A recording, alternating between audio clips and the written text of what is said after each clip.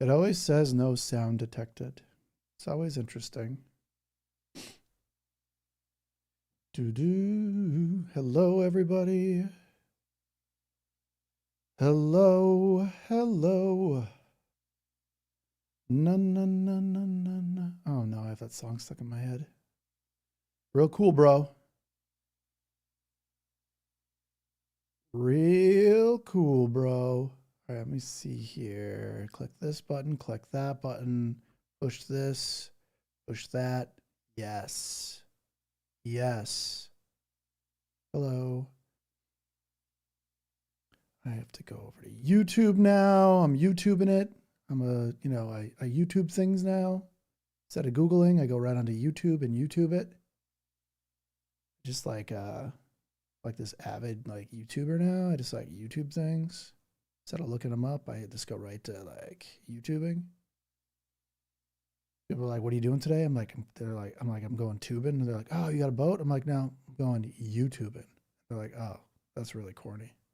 I'm like, "Yeah. Welcome to my world."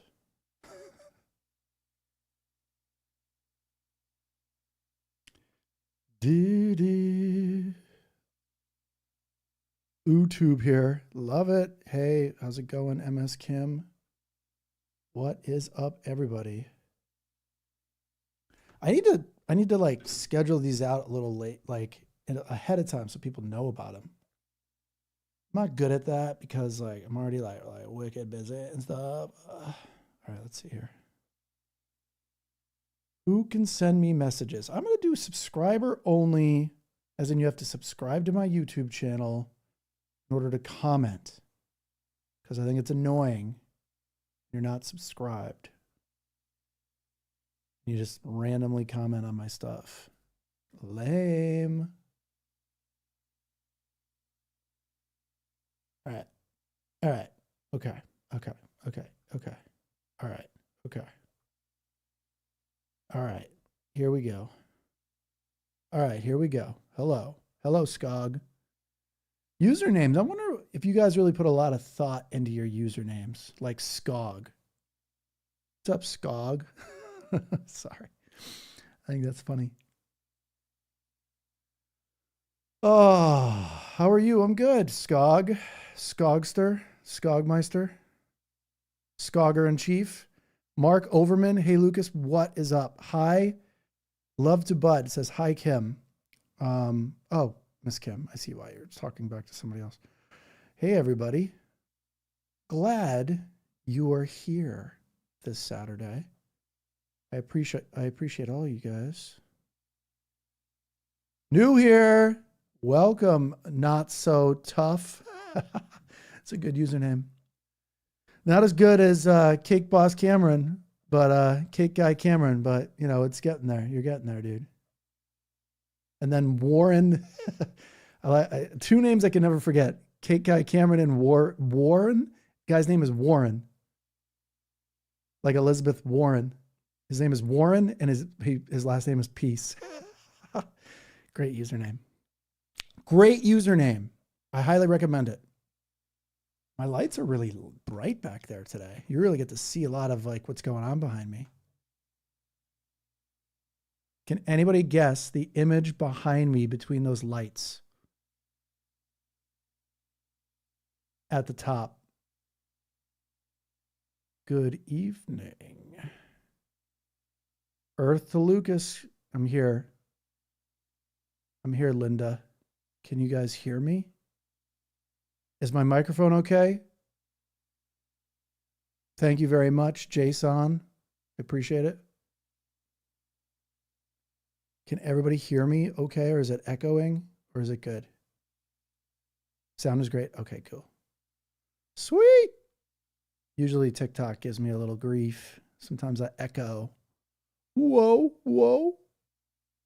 Echo, echo. Whoa, whoa. Ruth, baby. Ruth. Probably, you guys don't even know what movie that is, probably.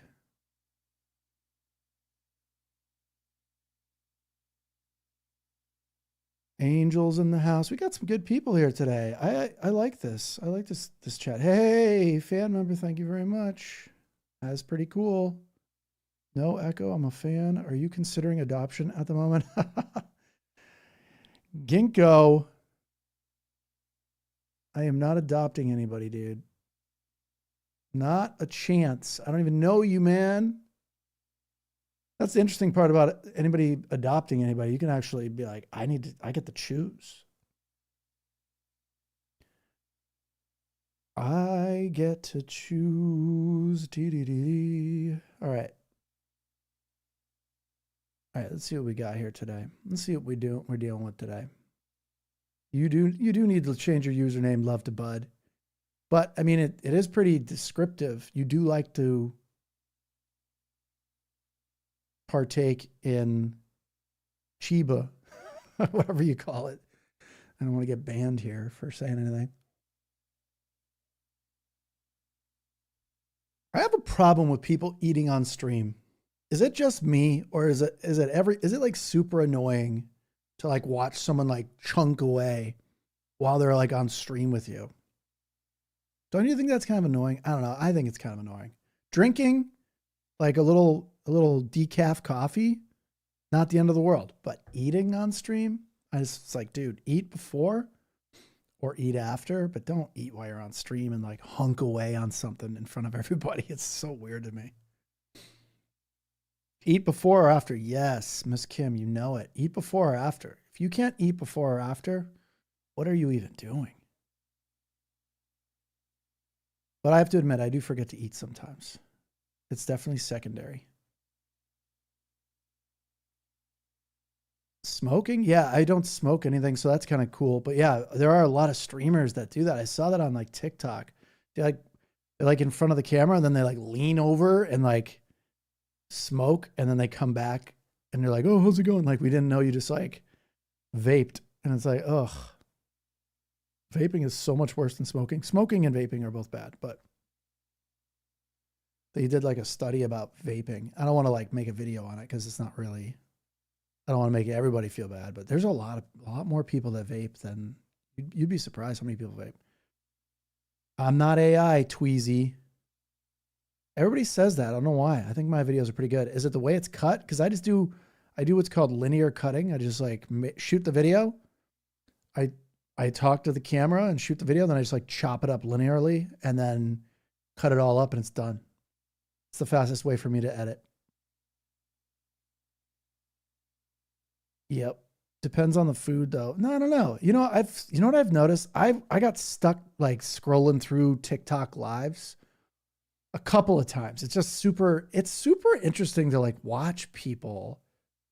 It's almost like you're people watching. And you're just like scrolling through these like rando people on TikTok and you're just like, oh, look at this. Oh, this is weird. Oh, this is cool. Oh, this is weird. This is cool. And there's like so many people like crinkling like bags while they eat, like chip bags and stuff, just like crunch, crunch, crunch, crunch, crunch, crunch on the microphone. And I'm like, what are you doing? I'm going to like scroll away here. If all you're going to do is like crunch a chips bag and hunk away with your mouth.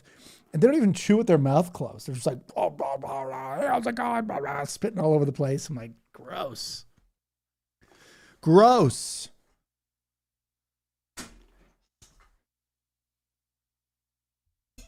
That's ASMR. Yeah, it's not ASMR to me. It's called gross MR. Gross ASMR, it's called. GSMR. Gross. I'm out of here. Ciao. Real cool. So you just stopped in. Tarili Henderson. That's all you did, just stop in and said what? And you were just like, what's up? And you left. That's cool.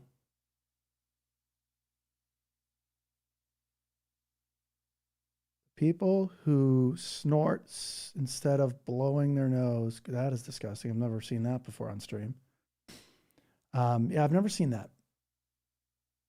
I have never seen that.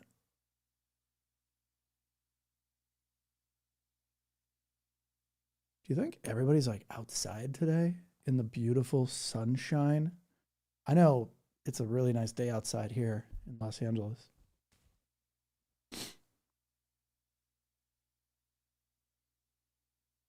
Oh yeah, I forgot to even share it with my community, like that I'm live. Probably is pretty useful to share that, right? I don't even know how to do that still, yo. I still don't know how to do that. So, you know what I'm saying? All right, let's see here. How do I share my live? Share.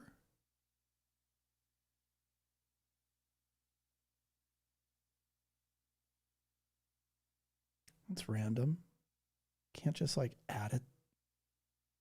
Live event. Ugh, so annoying. I'm live. I'm sure they already know, right? How do you keep mentally healthy through all this? Who said I was mentally healthy? A lot of exercise. That's what I do, at least. That doesn't mean it's the right thing to do. I think it's just a win-win, though, when you exercise a lot.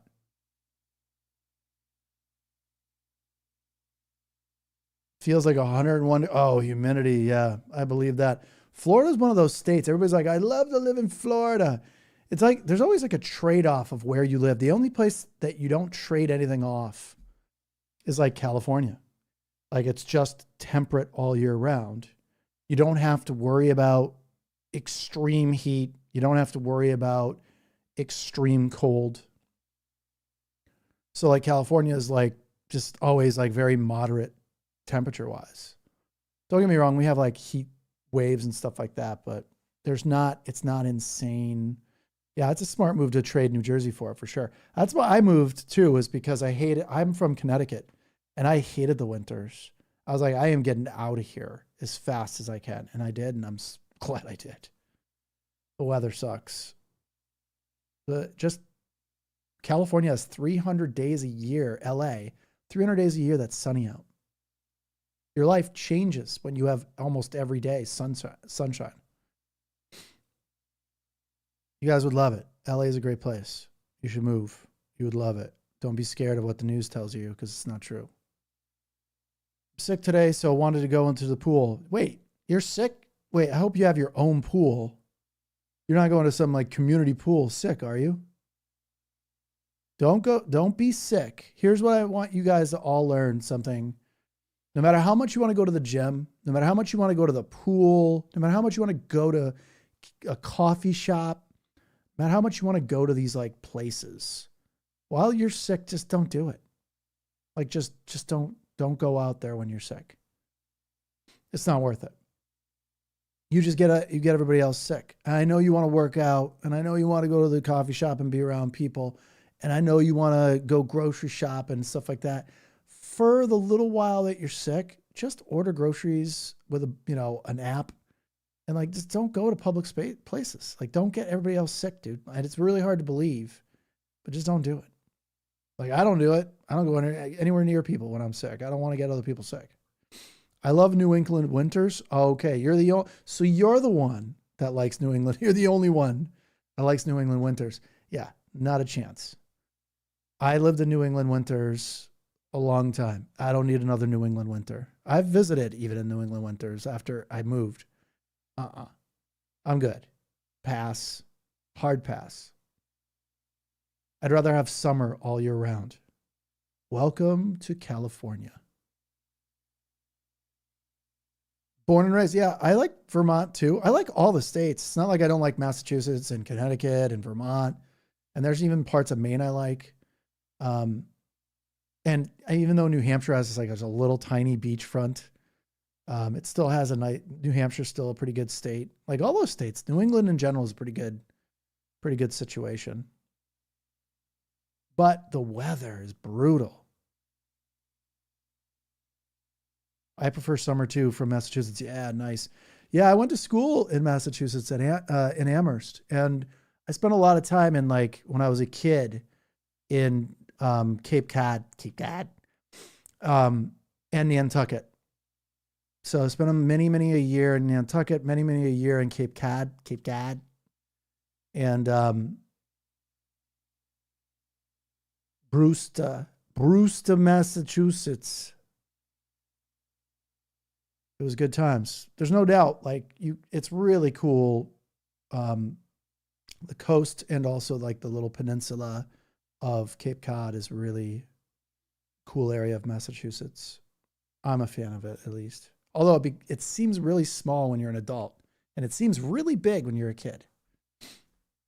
Minnesota, what's up? Oh yeah, okay. So I'm originally from Minnesota. I spent my first 4 years of my life in Minnesota. So I know it well. All my cousins and stuff like that I live there still. Minnesota's brutal.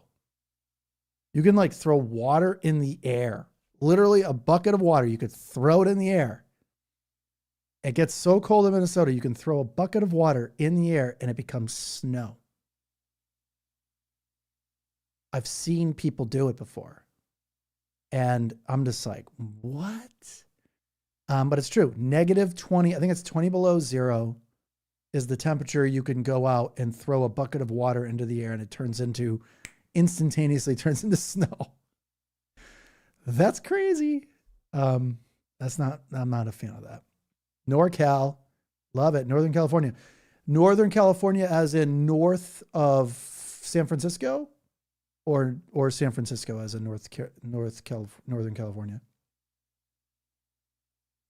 Been to Frisco a lot. Sacramento, I've been to one time in my life.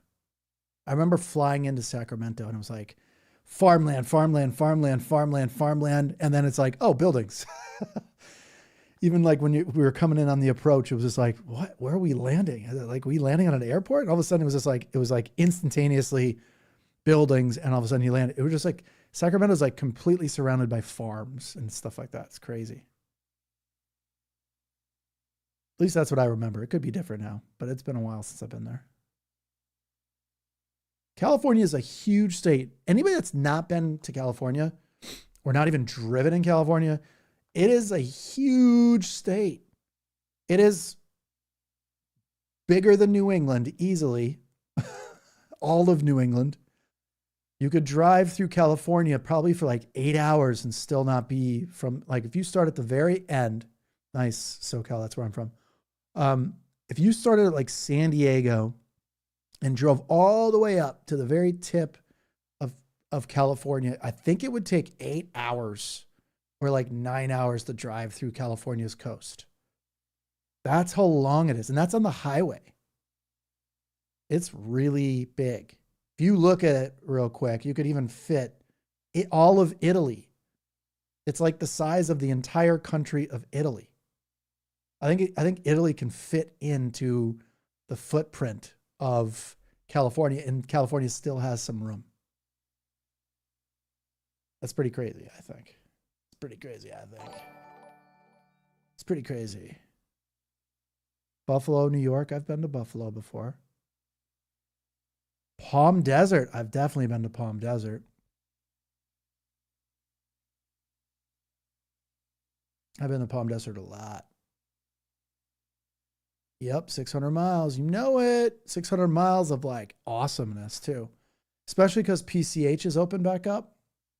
You can drive all the way up the coast and see all these like big, you can go through Big Sur and stuff. It's so cool. So cool. Yes, New England can be crossed corner to corner in a few hours. Yeah, exactly. Yeah. When I lived in Connecticut, literally I could just drive to the end of Connecticut in like 2 hours. It was like, and I'm from southeastern Connecticut. So like it was on the border of Rhode Island, and I could drive to New York in like 2 hours, which is the entire length of Connecticut in 2 hours. So same thing with Rhode Island. Like, it's such a small state. You could do that in like an hour. You can be through Rhode Island in like 1 hour. Yeah, the total landmass of Norway. I believe that. I believe that. California's huge, and it's pretty awesome place to live. Anybody that says it's not a good place to live, or like it's controlled by liberals or somebody says some crazy stuff, they've never been here, or they're not smart. Like either one of those two. You can't hate. It's like hating on, I don't know. I've been to Seattle a bunch of times. I like Seattle, right? hate on it just because you don't live there. Most of these people haven't even left the city they grew up in or the town they grew up in. A big trip for them is like going to the next county. They're like, oh my God, I can't believe I'm so far away from home. You would love Guam from just a year-round weather. Yeah, I believe it. I love the South Pacific area. I think that's really a cool area. I'm a big fan of beautiful blue water, and I'm also a fan of like modern medicine. So there's also that. So to me, there are like 3 distinct Californias: NorCal, Central Valley, and SoCal. Yeah, I agree with that. No, NorCal is very, I mean, I've been living in LA, and I've been in the tech space for a long time. So like tech in LA and tech in San Francisco are a little bit different, but not by a lot. I think most of those people, a lot of those folks want to move down here, but yeah, there's NorCal, there's SoCal, but NorCal and SoCal get along really well. And then there's like, it's almost like flyover states where the Central California is. There are some cool spots in Central California, but it's kind of like flyover states. It's like a big part of California that's really cool to drive through, but I wouldn't want to live there. Don't get me wrong. There's like Santa Barbara's like an hour and a half outside of LA, which is a cool place. Way slower than LA. And then there's, what's it called? There's a couple places along the way, but you know, I'm a big fan of, I've been to a lot of like wine places when I used to drink. There were a few places, Paso Robles it's called, is where I used to go in the Central Valley, California. Great wine. Wines like Justin and, what's the wine I have upstairs I still have hanging out? Why can't I think of it right now? It's called Soul of the Lion. Why can't I remember that? Dao.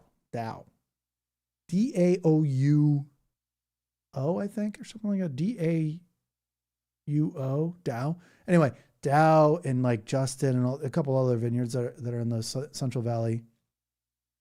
But a great place is Paso Robles. And then, of course, there's always Yountville outside of Northern California, in Yountville, in Napa. If someone ever says they're going to Napa, you'd be like, wait a minute, you're staying in Napa? And they're like, no, we're staying in a place called X, Y, or Z.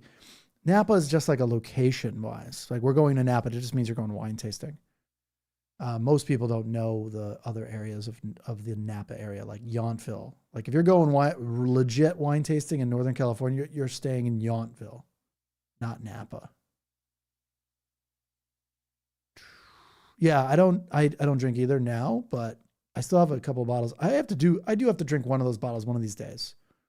I only quit drinking because I just felt like quitting drinking, see how long I could do it. And it's really easy to not drink when you don't really do anything else except for like work and stuff. My drinking was always like, I would drink to be social with people. I'm social with you guys. I don't need to drink, right? Coffee. Only decaf coffee.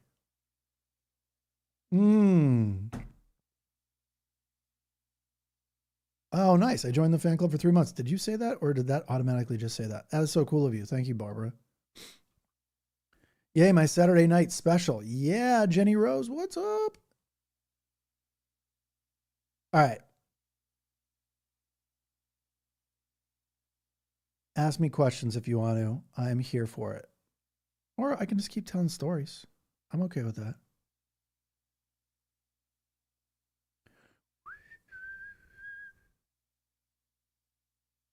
My workplace is too conservative, feels like a cult. I just don't understand the concept of that. I've never worked in a place that's conservative in my life. I've never been around highly conservative people, except for living in my family was very conservative. I don't even think most people know what conservative is. When you're younger, like when I was a kid, I didn't even know what it was. So, Lucas, have you seen the church video? I don't know what that means. The church of what? So clearly I have not seen the church video because I don't know what you're talking about. Yes, I can open and share the wine bottle when it happens. Yes. The only one if I ever drank a bottle of wine, which I definitely want to do because I have some really nice wine upstairs. I have a couple of they're always in the 90s. I never get wine that's under 90 score. So here's a trick to being good at drinking wine. Thank you very much, Fanatic. Love the channel. I haven't been into psychology research since freshman year of college. Thanks for the motivation. Hey, thanks for watching. That means a lot. And thanks for the $5. That means a lot. I appreciate it. That doesn't sound like $5 goes a long way, but it really does for me because I'm trying to do this kind of stuff full time. I still can't really do it full time yet, but I'm really close. And if you guys subscribe enough to me, I can do it full time. So I'm really close. I'm literally very, very, very, very, very close. So subscribe and like and put on notifications for my content and comment as much as you can. I would greatly appreciate it. But never get a bottle of wine. I only drink red. I used to drink, there's only a few whites that are good. Very rarely whites are good. But there's a vineyard. If you ever want to have you know what? There's a wine that is in almost every grocery store, at least in Los Angeles.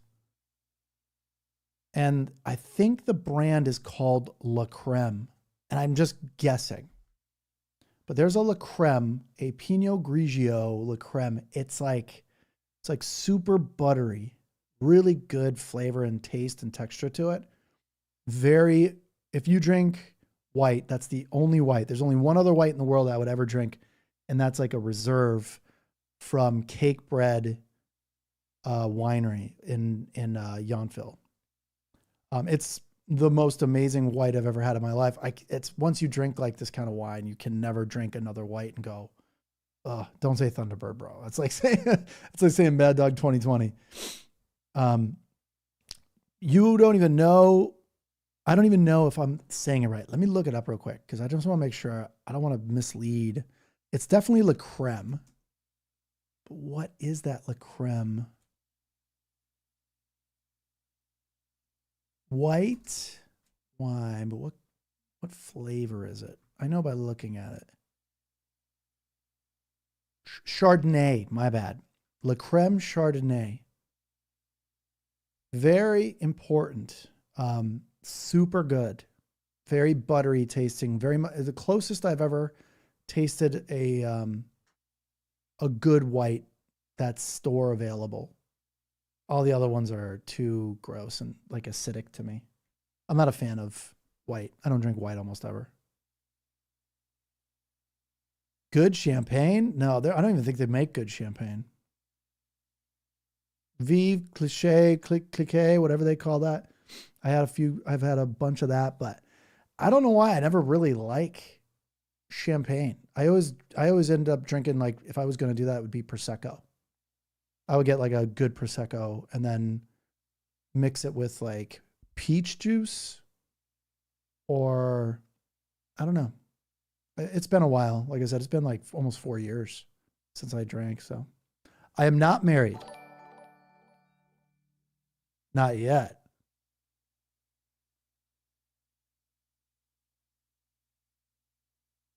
I am currently unmarried. Maybe I'll just get vodka. Yeah, I mean, vodka's a no-brainer.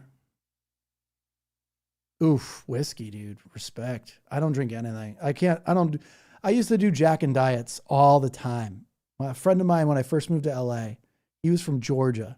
He was always drinking these Jack and Diet Cokes. And I was like, why do you drink Jack and Diets? He's like, it's just so easy to get to drink those things and they're just so delicious. I'm like, I tried it one time and I'm like, ooh, these are strong. But then I just got used to it. You just get used to it. And I remember Jack and Diets were my go-to for a good year every time we went out, which was just once a week. It wasn't a crazy amount. Just always order Jack and Diets. And then I just didn't want to do hard alcohol anymore.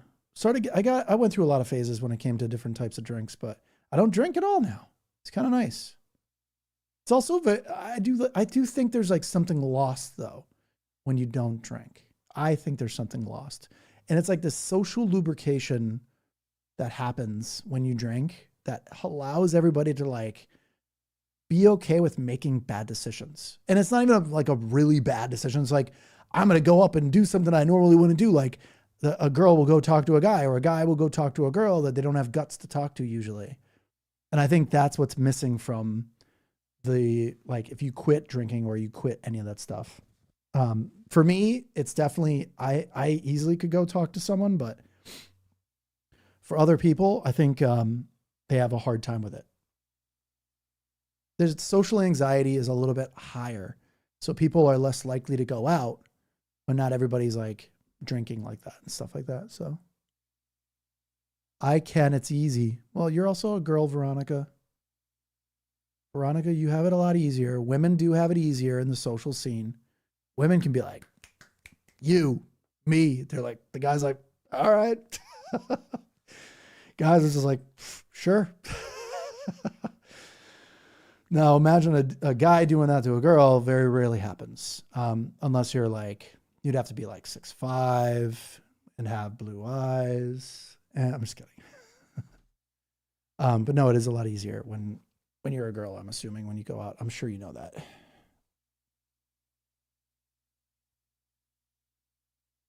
Yeah, there's something good about holding a glass. I agree, Jenny Rose. It's just something, you feel like you're doing something. It's almost like people go out and they can be standing there and they'll use this as they'll use this as like a safety device.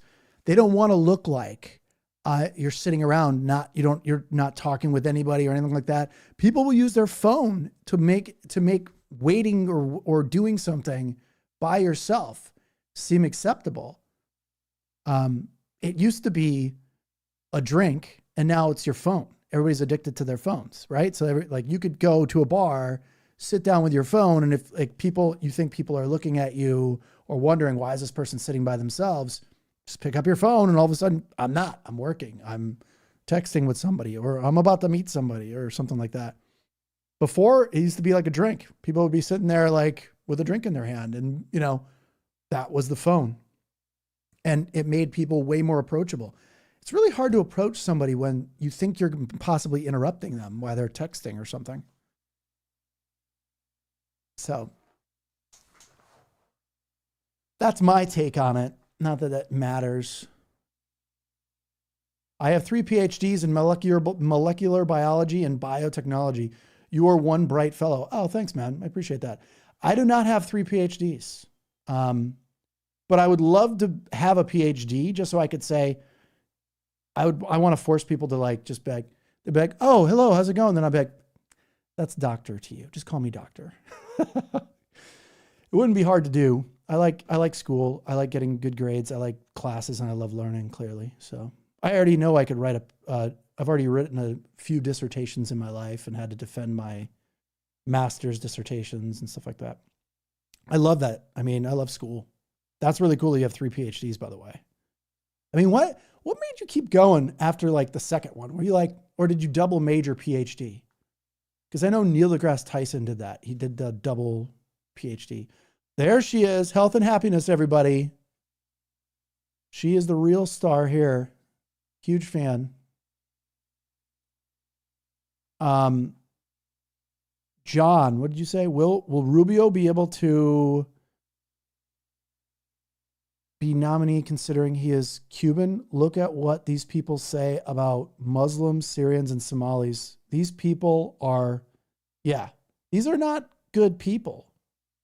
Like you're dealing with people who are, they're like just cosplaying all this stuff. They're cosplaying, it feels like to me. They're overdoing like racism. They're overdoing all this stuff. It's almost like they want you to think they're, I don't know. I just feel like it's just such a caricature of what they think it would look like. It's almost like Trump, where he's a poor man's idea of what a rich man looks like. And I feel like they're doing like this kind of stuff, and it's so obviously overtly racist, overtly targeted, overtly, like all this stuff that's happening. It just doesn't feel authentic to me, because authentic racism is a little more DL. Like the real deal, smart, racist type people that are really bad, like evil, evil, evil people, usually aren't this like forward with it, because they're worried that the people are going to like rise up and stop them. Unless they're like ultra confident that they're never going to lose power, right? So I think that's I don't know about Rubio though. I don't know if Rubio is going to run. Rubio doesn't have a shot of being elected. Anybody in this cabinet has no shot. These people have destroyed their credibility and destroyed their electability for the rest of their lives. They know this. They're done for. The Republican Party is over. For the next 20 years, it's over. When this thing happens, when, Trump is no longer in office, they are going to be hurting for a very, very, very long time. And the Democratic Party needs to be ruthless with setting up laws that dictate power, that set up rules and restrictions on power, that packs the Supreme Court 100%. We need to do it. We need to take the gloves off, dude. Like, what are we doing? We should have did this. We should have did all this stuff 6 months ago, 12 months ago. When we saw what they were doing, that was it. We should have been in gloves off going at these people. I don't know what happened to all of our leaders, though, still. I really wish I knew where Cory Booker was. I'm a big fan, and then like I have a love-hate relationship with this guy. He seems like a really great dude, and then he just does TikTok, he does TikTokable moments, and it seems like he's just trying to be famous, and it's very performative. I don't want performative politics. I want real, someone that's really fighting for us. What's up, Hook 180?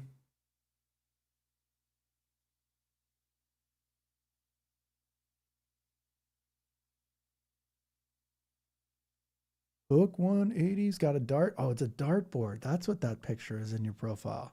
All right. Now I know. I don't know why it looked like a kind of animal face in your profile, the picture from afar.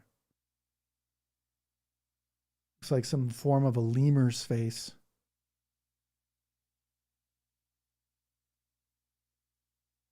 Yeah, here we need to pick battles is what we need to do, Laundry Guy. Good name, by the way. I can't forget Laundry Guy, too. Laundry Guy, we got to pick our battles. We can't be like, that's it, purity tests to everybody. You're all gone. We have to like pick what we're going to do and who we're going to go with and all that stuff. And we cannot, the most important part is being spread out. Everybody's trying to do like 100 things and not doing the one thing, all concerted effort into one thing. And the one thing is to remove a fascist party from running our government right now. That's the number one thing. I don't care who removes the fascist person.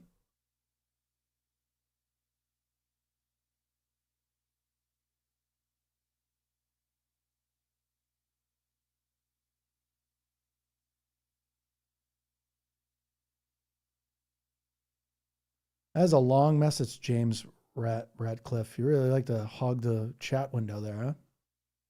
Real cool, bro. I'm reading your post, though. Try not to do that anymore. Don't write books in the chat. I sent 400 comments to your live. Sweet, thanks. All right. Tellerico is where it's at. I agree. Tellerico, to me, again, this is just my opinion. It's not backed by any stats. Tellerico reminds me of early JFK. And I know JFK came from a very, very wealthy family, and his father basically earned most of his money from bootlegging, basically breaking the law. So he came from a very wealthy family. And I think, isn't one of his like distant relatives, like great nephew running, what's his name? Schlossberg in New York. I think Schlossberg is his name. He seems like a good dude also. the Kennedys, although one Kennedy is ruining the Kennedy's name. And we all know who that is. Crazy dude that's in charge of NHS. Graham Plattner, very good question, Lawrence. So here's my thing.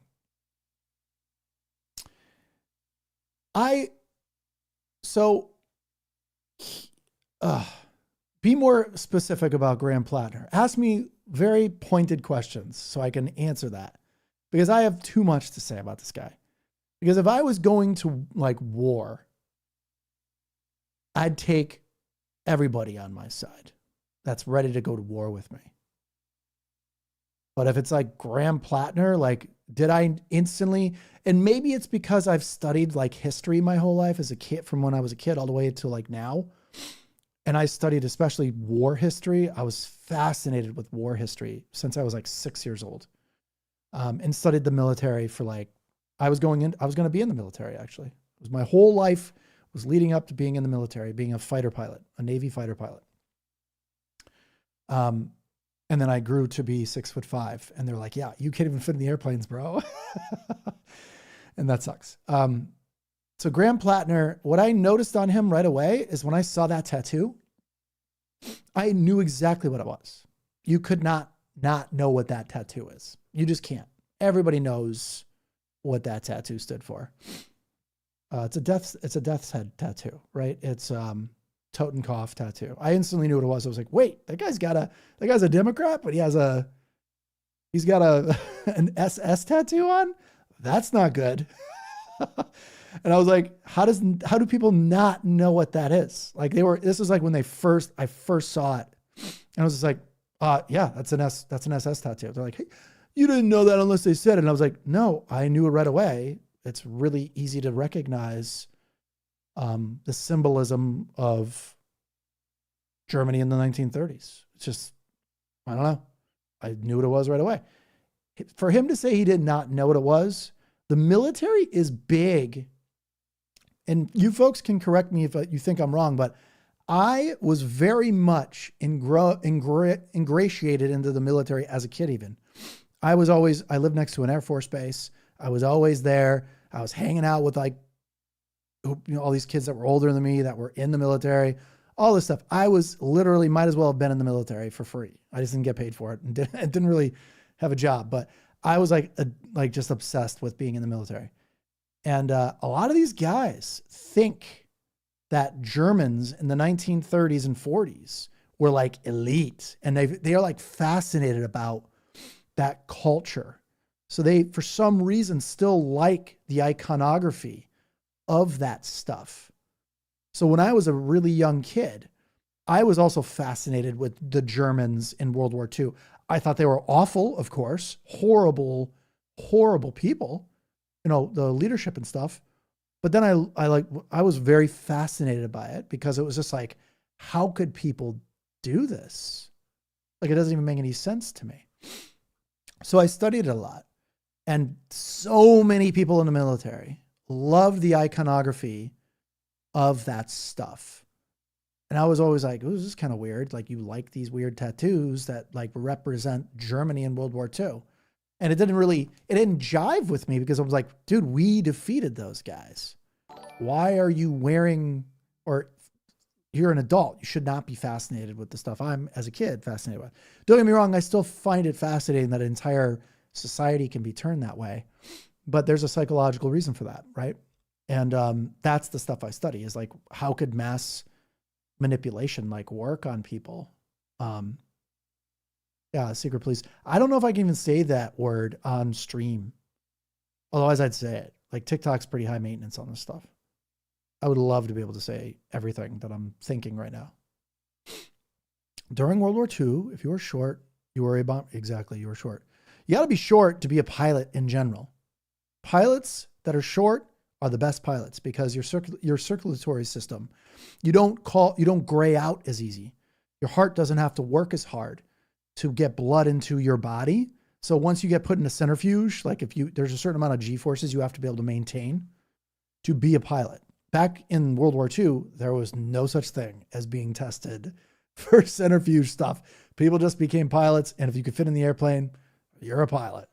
But nowadays, like, you could not be a pilot. Military brat. Lucas is, are you a military brat? Are you experienced a past life? Definitely not a past life. I don't believe in any of that stuff. My father was in the military for sure. My grandfather was in the military. His father was in the military. His father was in the military. His father was in the military. We have family that goes all the way back to the Revolutionary War in the military. I'm not in the military. I've never been in the military.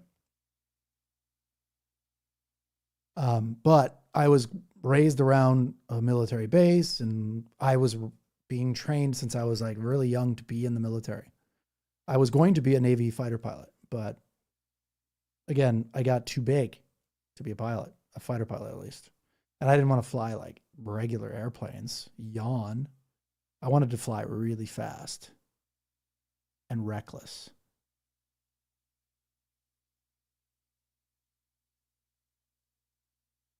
But then again, I am a Marine. Marines are tough. Respect. The bane of the Second Reich, the Toofish, I don't know how to say that word. All right, back to the chat. I don't think Plattner's going to be another Fetterman. But it would be smart if they did that. It'd be really, really smart that Republicans are like hiring people to be another Fetterman. Fetterman was never a Democrat. He was a wolf in sheep's clothing, and they're gonna be doing that a lot. They just flip. He's still calling himself a Democrat too, and he's completely not a Democrat. So.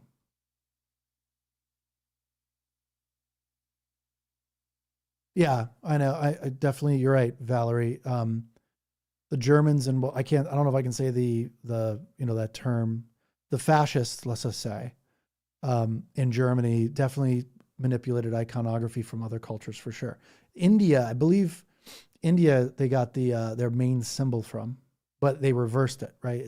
I think the Indian version is reversed and the German version is flipped. B1, I'm a huge fan of B1 Lancer. I almost said Lancaster. Yeah, I'm a fan of the B1. I used to love that airplane. Ground mapping radar and stuff. Such a cool airplane. Swing wing. It's pretty hot. You know, but the predecessor was like a B-57 or a B-58 Hustler, I believe. I am like an expert on military aircraft. That's one thing. Useless information now that you have Google, but.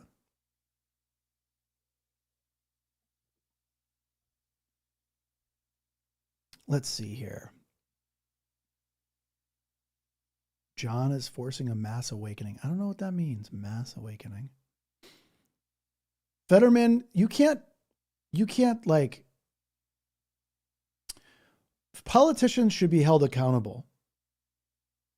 If you say you're a Democrat and you say you're going to do these things, and then you flip once you get into office, you should be held accountable for that. You should be able to be removed from office because of that. I don't know why we don't have the ability to remove a person from office that's completely lied. Yeah, the ROTCs. I guess you could say ROTCs.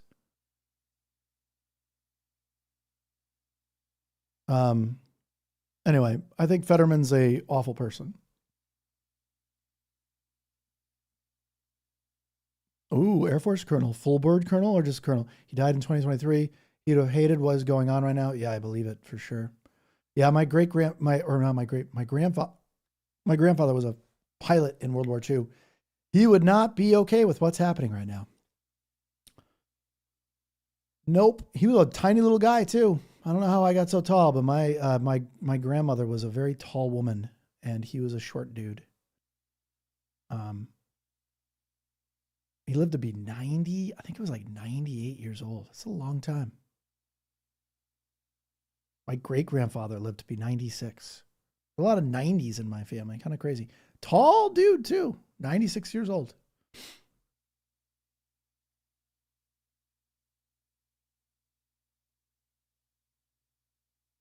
Yeah, Trump is a shitbag.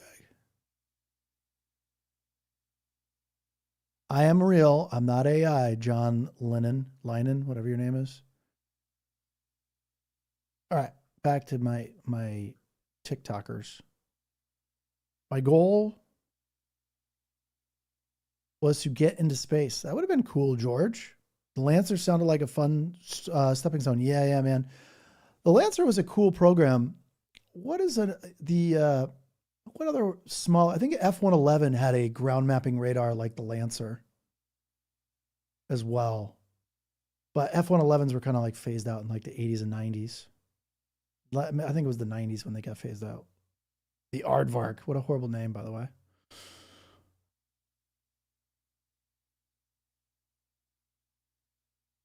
F-111 Aardvark, nerd plane. I'm just kidding. I used to love that airplane because when you ejected from it, also it ejected like a capsule instead of like just shooting you out into the air.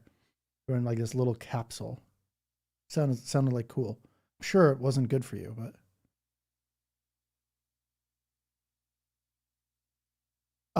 Joe Joester, how much do you think this MAGA issue is rooted in digital literacy? A lot. I was actually making a video about this. I'm literally writing about it right now. I'm going to say boomers, not all boomers, by the way, so don't take offense if you're a boomer, if you consider yourself a boomer. It's not about all boomers. It's about the boomers who can't be trusted with the internet. You should be able to, we should give operating licenses to people who access the internet. Because boomers spread the most misinformation I've ever seen in my life. They will see a meme on Facebook and it said it in a meme and it looked official. It's true. They cannot tell the difference between like what's real and what's fake. And if you can't tell the difference or use critical thinking to go find out, like it takes 10 seconds to find out what I just read, is it true? Let me go look on Google. But instead of doing that, it looks official. It sounds official. Comes from an official account. It has the word news in it. Oh, well, then it's got to be news. It's got to be real. And if it confirms their already held bias, they're just like spreading it around like it's news. And I don't like that boomers, and again, boomers is state of mind. You could be 30, 40, 50, 60, 70, 80, 90. If you're a boomer and just believing everything you read, there should be some kind of operating agreement you have with the internet. You shouldn't be able to spread around false information, or if you take a test to like get a certification to like, okay, I'm certified. I know how to look up stuff to see if it's real or not. I'm not just going to spread fake news. I don't know. Yeah, Joe. Yes, it's really hard. So I've grown up with the internet, right? So I was on the internet in the 90s even. I remember AOL with the disc you get it was always at the grocery store. And I am a native to the internet. I am a native to, I'm an outlier. You know what I mean? Like I'm just an outlier, right? And I get frustrated with boomers who don't understand how to look up fake news. And it's not just boomers, like I said, it's the boomer mentality. We should not give people internet access until they understand how to use the internet. Not everything you see is, yeah, I remember when they had 1,000 free hours, right at the end before they went under too. There's like discs that were like, I thought, oh sweet, 1,000 free hours. You blaze through 1,000 hours so fast. It's crazy. You're on, like when you were on AOL, dude, you'd be blazing through, at least for me, I'd blaze through that in no time. I'm like, oh man. And then the bill came in, you're like, oh, I had to pay extra like $20 a month for AOL. It's like, oh, it's brutal. I don't know. All I can say is that boomers gonna boom. And when boomers boom, they spread a lot of fake information around.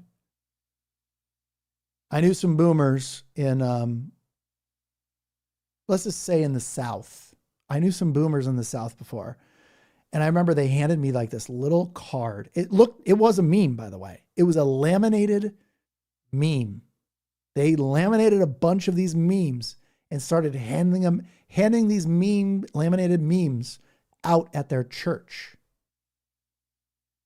And they had like lanyards around them. So you could wear these laminated memes around their necks. You could like pick it up and look at the card and be like, here are all the statistics I'm supposed to memorize on this like laminated card. And when I read one of the cards, I'm like, why are you handing this out? None of this is true. Well, they're like, what do you mean they're not? It's not true. It was like a 65-year-old lady. I'm like, why would you think any of this is true? Did you look any of this up? And she was like, what do you mean? This is an official card. I'm like, official card from who? Like, do you see this card? Like, you know, I can go make this at a print shop right now and give it to you. And she's like, you can? I'm like, yeah. She's like, but it looks official. I'm like, what makes this look official? She's like, well, it's all laminated and it has a lanyard on it.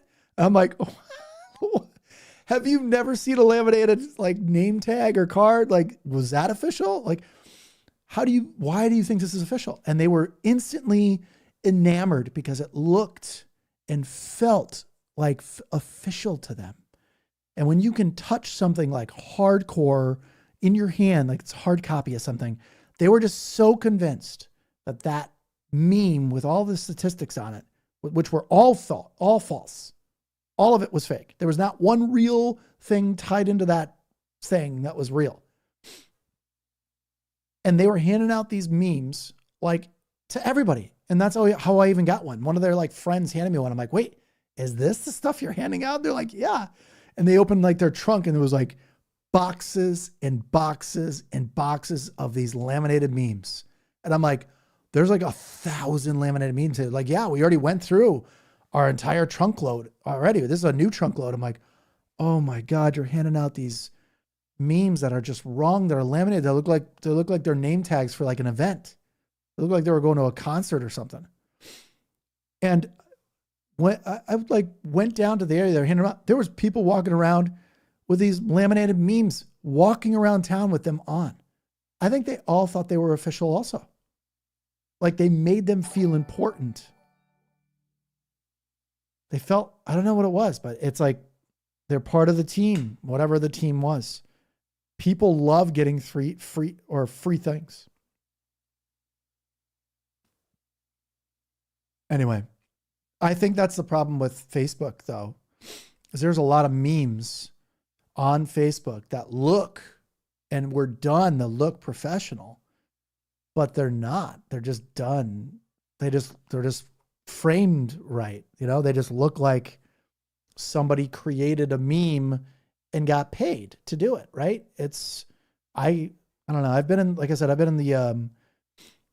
the corporate world my entire career, whether it's like startup companies or like full board tech companies or, you know, entertainment companies, stuff like that. I've created point of sale stuff. I know how to create these laminated things, right? Like it's super easy to create. Well, one of my first jobs was to create point of sale material, which were, you know, print stuff back when print mattered. It's part of my job as being in marketing. Anyway, it's dangerous. Memes are dangerous. Boomers should not be able to just like do whatever they want. There should be like guardrails. Everybody's like worried about what their kids are doing online. You should be worried about what your boomer parents are doing online. Your boomer parents are causing way more damage than your kids doing stuff. I can almost guarantee you that. Boomer's going to boom, and it's not a good thing. 100% meme propaganda. Yeah. You know, that's what the Democratic Party has to do, is flood the zone with real data. They could hire me. I'll flood the zone. I'll help them. I'll help them flood the zone with facts. I'm a fan of facts. I celebrate their whole collection.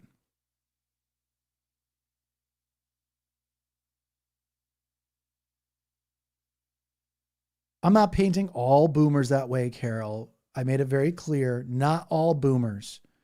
The illiterate, the media illiterate boomers, the ones who just got the internet, like when I got access to the internet back in the 90s, Actually, I was first on the internet in the late 80s. But the real access to the internet, like through AOL, when I got in the 90s, like it was all new to me. I didn't know what the heck I was doing either. Right. So I get it. I've been there, but it's, you know, if you're going to get on the internet now because your grandkids or your kids are like telling you, like, check your email, and you're like, I don't know what the email is. I don't want to check the email. If you say the email, instantly we know you're not media literate. You should not be able to go onto Facebook and join communities and join groups and then spread around fake memes. It's not good. And I think, again, boomers are doing way more damage than any young kid on the internet today. They're spreading around misinformation, acting like they don't know what it means. They're not even looking it up. That's the problem.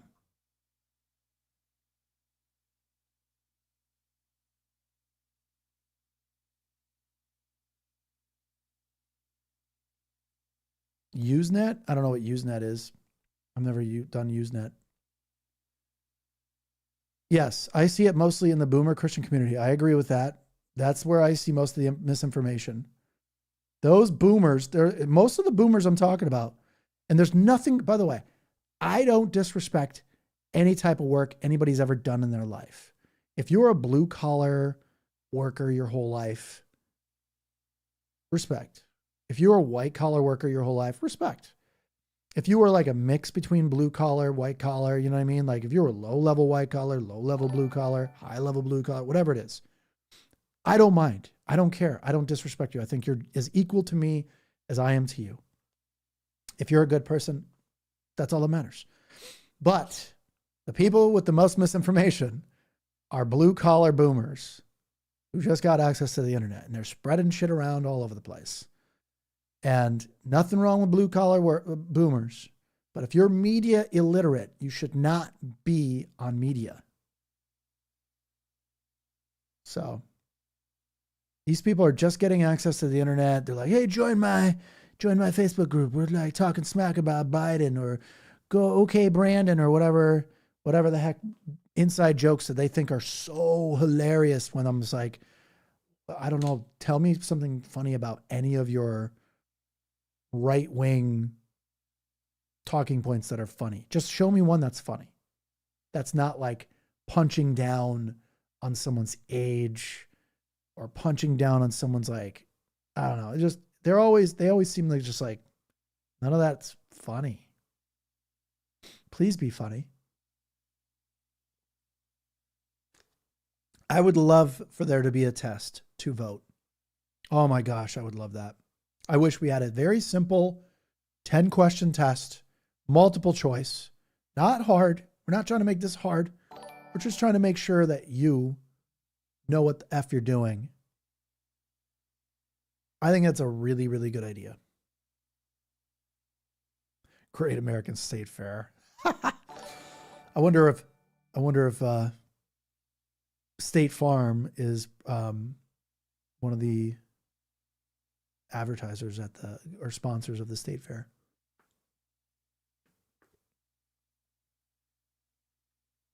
Yeah, I saw that. Hardly anybody's at his American State Fair. I didn't even know what was going on. Like, I'm so not interested. I didn't even know how long it was going to last or any of that stuff. I'm a boomer. I'm not on Facebook, X, Insta, just YouTube. Okay, that's a good idea.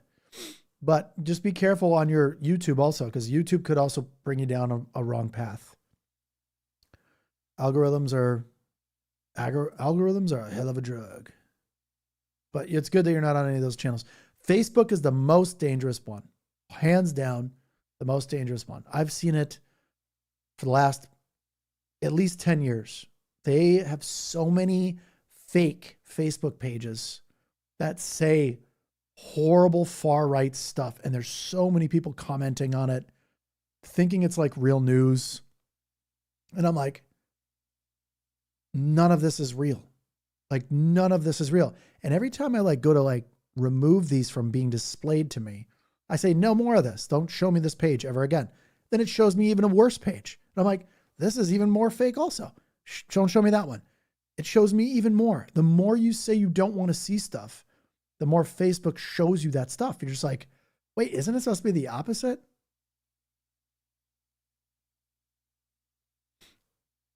Facebook's super dangerous for boomers. Don't be upset if I say boomer. I'm not against all boomers, just the ones that can't understand how to use media correctly. Trump being president for 250th. Yeah. I don't know. I don't really care who's the president at 250. I don't like him being president at all, period. I've come to realize my boomer Fox watching parents simply, God, this chat goes by way too quick, even if I slowed it down. Where did we stop here? I can't read your posts. It's going by too much. Simply eat up talking points. Yep. They know what racism is and how a tariff works. They don't know. Okay, gotcha. They don't know what racism is? Of course they do. The thing is, like, people don't understand that some of their beliefs are so deep that they don't know they were built from racism. But at some point, you got to kind of wake up a little bit if you're saying stuff that it's like, I don't know.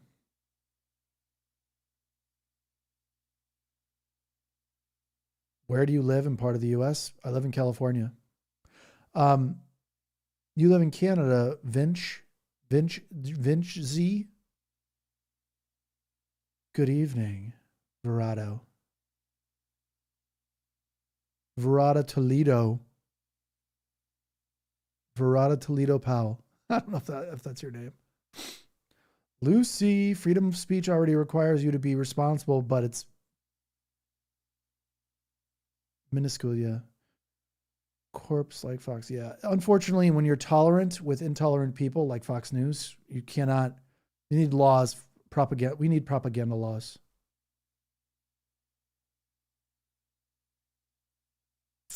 Here in the UK, a lot of our right wings didn't know what the local councillors they were voting for actually did. Yeah. Well, I mean, I can tell you right now, the US is way worse.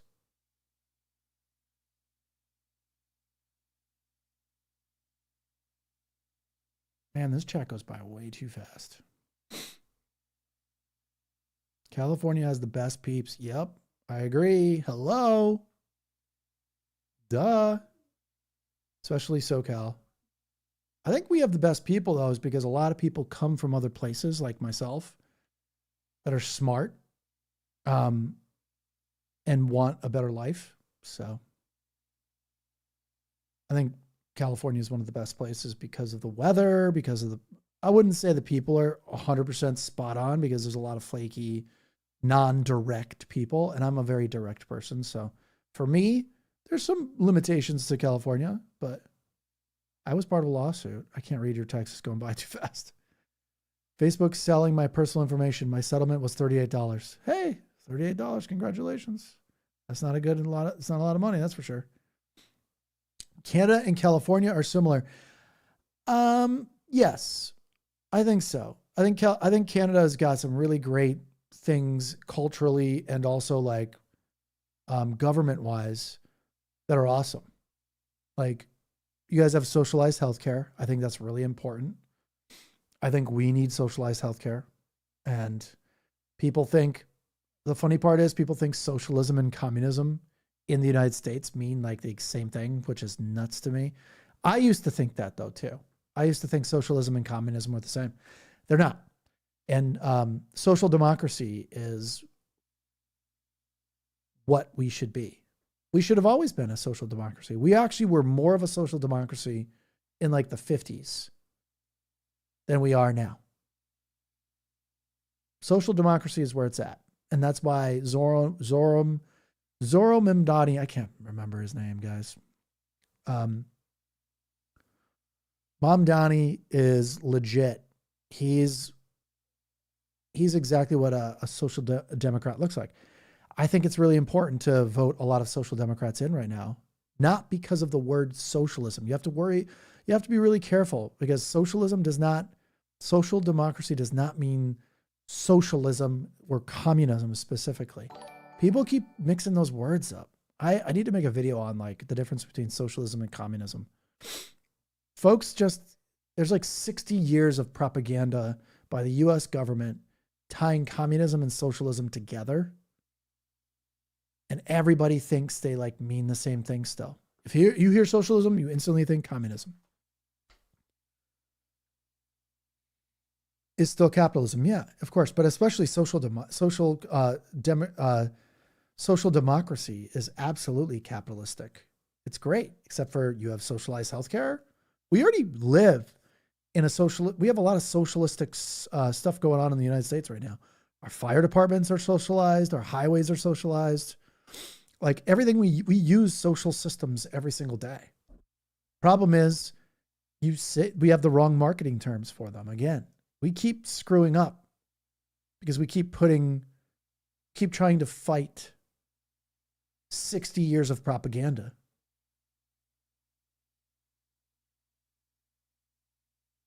Definitely close to communist. What? I don't even know what you're saying, dude.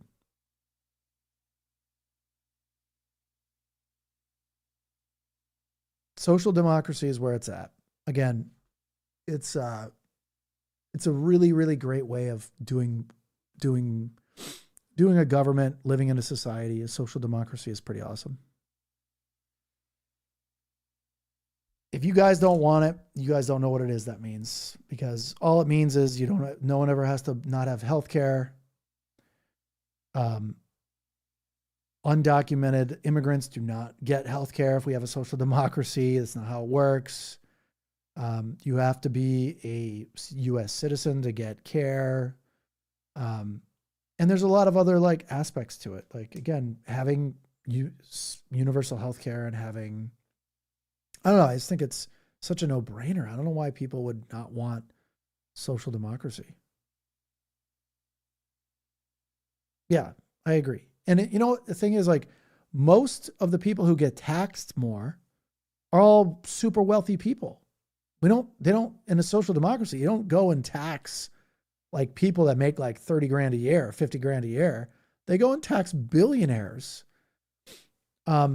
Billionaires can make the money back that they get taxed just by taking some of the money they already have and investing it wisely that same year, just with a rounding error of money that they pay in taxes. They would just make it back in terms of profit from holding the stocks they already hold. They lose they lose nothing by paying taxes. The only people that are losing money on taxes right now, or the only people that are actually hurting paying taxes, is us. I'm not a bazillionaire, right? So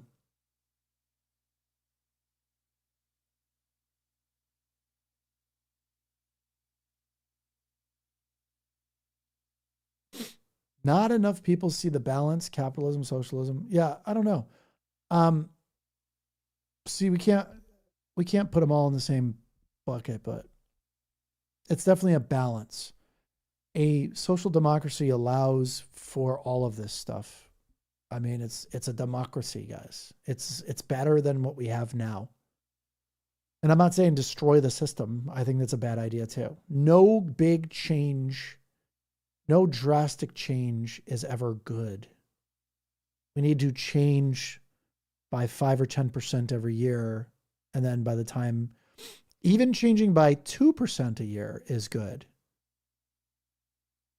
But trying to we got to pick our battles, I guess you could say, and then decide what we want. I think it's really important to not focus on 100 things and then think we're going to get all of them done.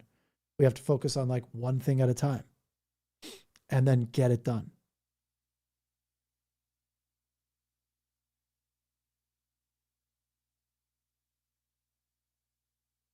Crazy times.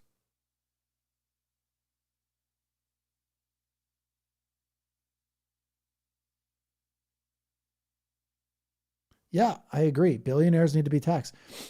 Everybody pretends like it's some kind of oh, you did well, we're going to tax you because you did well. It's like punishment to them. It's like, We're not punishing you. And they know that.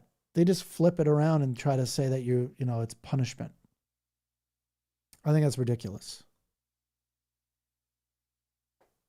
If I had $1 billion, I would be invested in like so many good things that I would just be like, yeah, you should increase. That's fine if you want to increase my taxes. And if I didn't like it, I'd probably just move somewhere and it wouldn't really affect me. I would just be like, all right, you're going to tax me by this much money. I'm going to leave. But none of the billionaires in the United States leave. They stay because the United States is a great place to be. I can't even imagine having $1 billion and then complaining about being taxed for paying my fair share of taxes. It's crazy to me.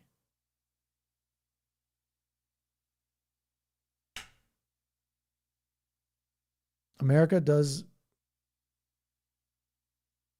moralize wealth to a ridiculous degree. Yeah, it does. Yeah, it does. I mean, there's nothing wrong with being wealthy. There's nothing wrong with being extremely successful and very wealthy. Problem is trying to not ever pay any more money and expect like people who make less money to pay more than you in taxes. That is insane to me. Peter Thiel moved, I don't know for how long, because he's probably still a U.S. citizen, to Argentina, I think. Been waiting for this time, 40 years, 50-year trade unionist. Oh, cool. Interesting. Fascist Thiel left. Good riddance. Yeah. I don't know much about Peter Thiel except for that he said something about humanity that they were like, do you think humanity deserves to continue? And he was like trying to make a soundbite. I'm positive he was like, it was just like doing all these like noises that he does. And then he goes, yes, but they need to be bionic people or some garbage. He was trying to get the press to like he's a human. Like at the end of the day, it's like, bro, you're a human. You're saying the human race shouldn't survive. Come on, man. Yeah. Who cares what Peter Thiel thinks though? Like at the end of the day, he should be like, okay, go to Argentina and stay there. Anybody that's against democracy, see ya. Peter Thiel, Elon Musk, peace out, dudes. Elon Musk is one of the worst purveyors of false and horrible things on Twitter. He says such horrible things and propagates like all this horrible all these racist things on Twitter. It's insane. Everybody's like, oh, yeah, don't say anything mean about him. It's like, dude, why don't we call it how it is? He's not a good dude. I don't know what happened to him. Did he bump his head in like 2020? I don't know what happened to him. But he used to be very much a left-leaning person, which means he was kind of like a normaler person. He wasn't this crazy. And something happened to him. I don't know what it is still. But some kind of degradation or drug addiction or something.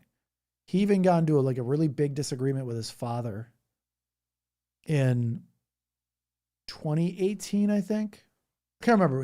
His father, if you haven't seen the podcast where his father's interviewed for like 4 or 5 hours, it's really good. He tells you things about Elon Musk that are absolutely true, that Elon Musk probably hates that are out there. Amazing podcast, worth listening to, watching. Can't remember where it is, but it's like a 4 or 5 hour interview. And there's just so much you learn. You're just like, oh, well, this explains a lot. But Elon Musk ostracized his father for a while because his father was pro-Trump. And Elon Musk was so against Trump. He was like, oh my God. And all the people that were there, all these like celebrity people that were there sitting with his father, and his father said something good about Trump. They were all like, we're leaving. They all got up and like left. And him and his father got into like a really big disagreement, and they stopped talking for a while because of his father supporting Trump. And now Elon Musk supports Trump. I think that's really odd.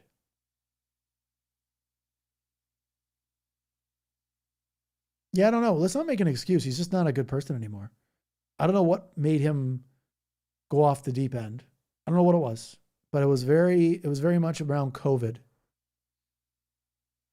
I feel like when people were trying to like not, he was trying to make people work in California, I think, in his Tesla plant.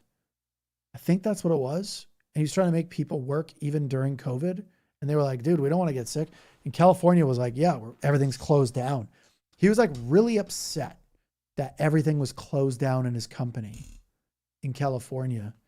And that's when it's like, he started like taking a turn to not be. And then like somebody in California wanted to prevent him from launching rockets at one point. And he's like, it's totally political, blah, blah, blah, blah, blah. And you look, it was like some kind of Vandenberg rocket launches that this lady was trying to prevent him from doing. I don't know why she was trying to prevent him. I don't know who it was. I think it was a local woman lawmaker trying to, I think she was able to prevent him from launching rockets for like a while. Launching rockets at Vandenberg. Can't believe how much I know this stuff. I shouldn't know this much stuff. This is not worth anything. Censorship or control, blah, blah, blah, whatever. I don't know what you're saying, dude. Let's see here. The local woman lawmaker you are referring to in California Coastal Commissioner. There it is. Gretchen Newsom. Gretchen Newsom. She was one of the most prominent officials who openly cited Elon Musk's political activities and labor practices during commission hearing to oppose SpaceX's proposal for increasing rocket launches at Vandenberg Space Force. That's it. So Gretchen Newsom, I'm assuming related to Gavin Newsom. Yeah, here it is. Late 2024, commissioner voted to block SpaceX. During the proceedings, Commissioner Newsom and others cited Musk's political comments and activities. The lawsuit, SpaceX sued the Coastal Commissioner over protocol discrimination. In April 2026, the commission reached a settlement with SpaceX. The agency issued a formal apology. Does not need state coastal development permits. Okay, she was preventing something from happening. Yeah, I don't think it's good. That's not a good reason to like be the fascist now and support fascism. But for anybody that owns a really big company, fascism protects them. That's what fascism does. It protects private owned companies. With AI happening, so this is why I think this stuff is happening, guys. Is that AI is destroying jobs. And eventually there's going to be a lot of people unemployed. And I think they need an authoritarian leader to use the military to squash a lot of this stuff from happening eventually here, where people are going to go crazy because there's unemployment rates like 20% or higher because of AI. And I think this is going to, I don't know. This is just, I think fascism protects private companies, and usually private companies give away a little piece of the company to the fascist leaders usually, which is what Trump did with, what was that organization he took 10% from? Was it? I can't remember right now off the top of my head, but he took 10% of a privately held company. And the government now owns 10%. Is it Intel? Did he take 10% of Intel? Can't remember what the company was, but I think it was Intel. You guys can correct me if you want, but Trump also, in fascism, they call it corporatism. So they will meld the government with private entities. Take NVIDIA. It's not NVIDIA. It's not NVIDIA. It's not definitely not NVIDIA. Is it NVIDIA? Hold on. Let me look it up. Maybe it is.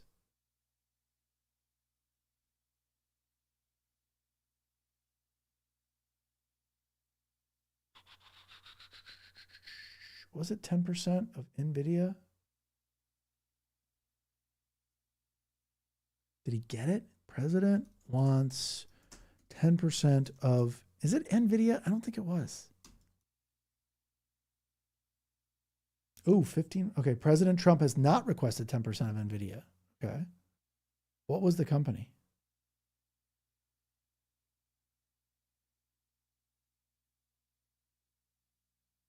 Intel. I was right. Intel. Man, you're really jacking me around. It was Intel. Yeah, exactly. Intel. So yeah, it was Intel and they got 10% of Intel. That is exactly what corporatism does. They go, hey, play ball with us or we will destroy you. And you see that with Anthropic. Anthropic said no to the military. You're not going to use our AI to do this no man in the middle AI technology to use to hurt people. And then what they did was when they said no, they destroyed, or they tried to destroy and say, yank the cord on all of Claude, all of Anthropic stuff out of the government. Don't use Claude anymore. And they forced it out of anybody using it. And that's not good. That's what corporatism looks like. And then they start, the government says, put some restrictions on Anthropic recently too, to not use it. Because of their Mistral, I think it was called. I can't remember their AI agent that they had released, Claude 5. It could like hack into like top secret stuff. Anyway, short story long, they basically put restrictions on them and they are actively trying to not work with them and prevent them from doing these things. Yeah, like Mitsubishi in Japan in World War II. Yep. Conservatism makes people stupid. I'm in the mindset that some conservatism mixed with progressiveness is actually a very good thing for a person. Thoughts? Yeah, so I used to say this ignorantly. I used to be like, I'm a social democracy guy, but I'm a Republican. I used to say it all the time. Fiscally, I'm a Republican. Because it just sounded right till you look into it. And then you're like, no, if you say you're fiscally a Republican and you're a social democrat, you can't do that. You are just a D-bag then.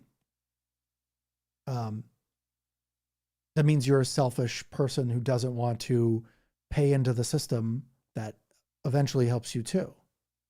A social democracy is where it needs to be. And I think being a conservative in any way, conservative culture in general, is unbelievably toxic. Where the conservatism comes from is a toxic environment. And I think it's not a good place to grow up in. It's not a good place to be. It's not a good place for society, modern society. Conservatism makes you dumber, period.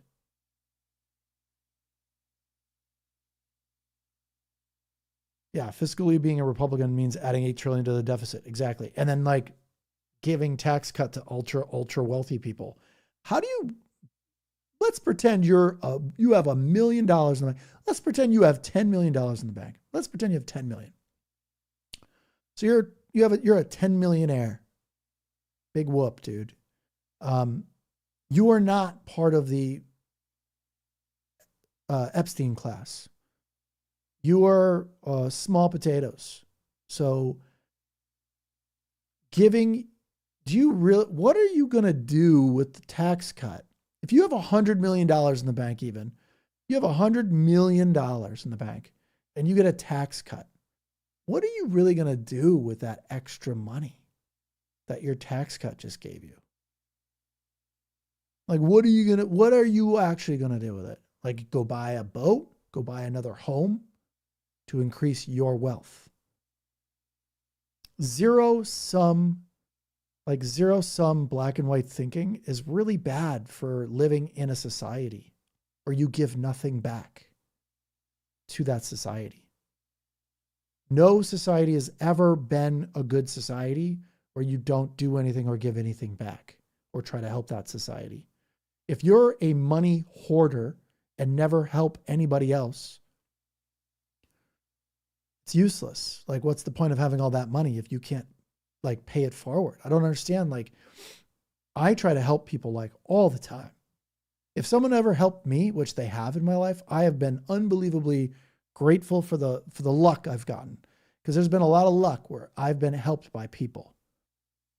And I never forget the people who helped me, but also that people helped me. It's not just remembering the people, guys. It's remembering that people helped me. Yes, I'm very loyal to the people that helped me, but I'm also loyal to the fact that people helped me. Other people that are not even my relatives helped me. How do you not pay that forward? It doesn't even compute in my head. I help people, literally help people like every day. I go above and beyond because I know that it could be like this one little thing could change their lives. I don't know, maybe not, right? But that one thing I do that's good, helping somebody else because somebody helped me. Like, why would I not want to do that? It's a community thing, right? I don't know. It just feels like the right thing to do. So like, here's an example, and this is maybe it's a poor example, but you know, like there was this lady in front of me at a grocery store, and I never go to the grocery store, by the way. I always like order on my app because it's the same price. I've done a bunch of tests to see like you can order groceries on an app and it's the exact same price as going to the grocery store. I don't know why it's like that in LA, but it's like super available. But I was at the grocery store the other day and I was like, saw this lady in line, like rifling through her purse. She's like, oh no, I can't find my card. I literally just said, I got it for you. It was like $10. I didn't even know how much she needed, but I was just like, I got it. And I just put it on my thing real quick. I was like, yeah, $10. It didn't really matter, I guess you could say. Probably doesn't seem like a lot of money and it isn't, but I was just like, hey, I got you, you know, like, don't worry about it. She's like, really? I'm like, yeah, I got you. Don't worry about it. But that's just like one example. Like I help people all the time. Like, hey, I need some advice on this or that. I will help them out all the time. Of course, I'm going to send the ladder back down. Because I don't know. I like the idea of gassing people up, not tearing them down. And the way to help people is like, even if like the people I help throw it away and just like, wow. And that's happened to me way more than actually people listening to me after I give them advice or Health and Happiness is my moderator. She's awesome. I don't mind helping people. And it's not, like I said, it's not always like monetary, but it is monetary if I'm using my time to help them. But I don't mind doing it. I want people to succeed. And if they don't hook me up back, as in like, it's not a reciprocal relationship, I still don't mind.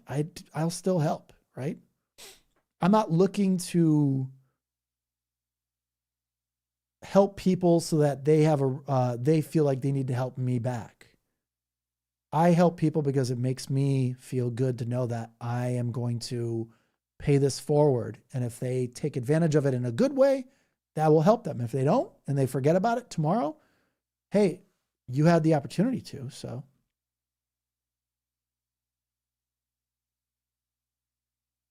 I do consider myself fiscally conservative as well. And it comes to sticking to one woman. I don't know what this means though, but I'm forward thinking and I don't stick to the old ways that I disagree.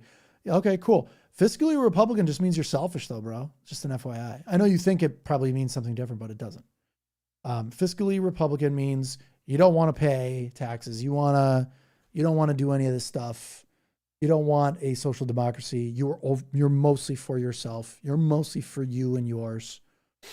I mean, that's what it means. I mean, you might not like it. You might not like the titles. You might not like my interpretation of it, but basically it is that. So.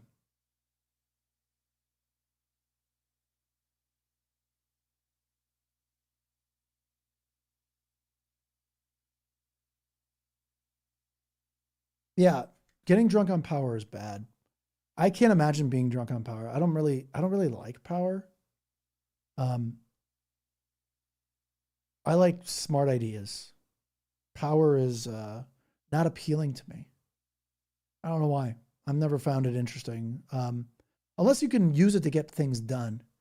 But I would never, I'm like one of those people that don't want it and like would never abuse power, dude. Like that is crazy to get into power and then like just completely abuse it. That is a really bad idea. I think the people that don't want power are the best people to put in the power. And I don't know. I am not one of those people. So I'm not saying that I want power because I definitely do not. I think it's really important though that we put people in power who are legitimately a Zoro Mamdani kind of person. He doesn't abuse power. He is a man of the people. He's out on the streets with them. He's very accessible and available. He treats you like, like you're equal to him. Like that is what good power looks like. That's my interpretation of him. So far, he's doing pretty great work, as far as I can tell.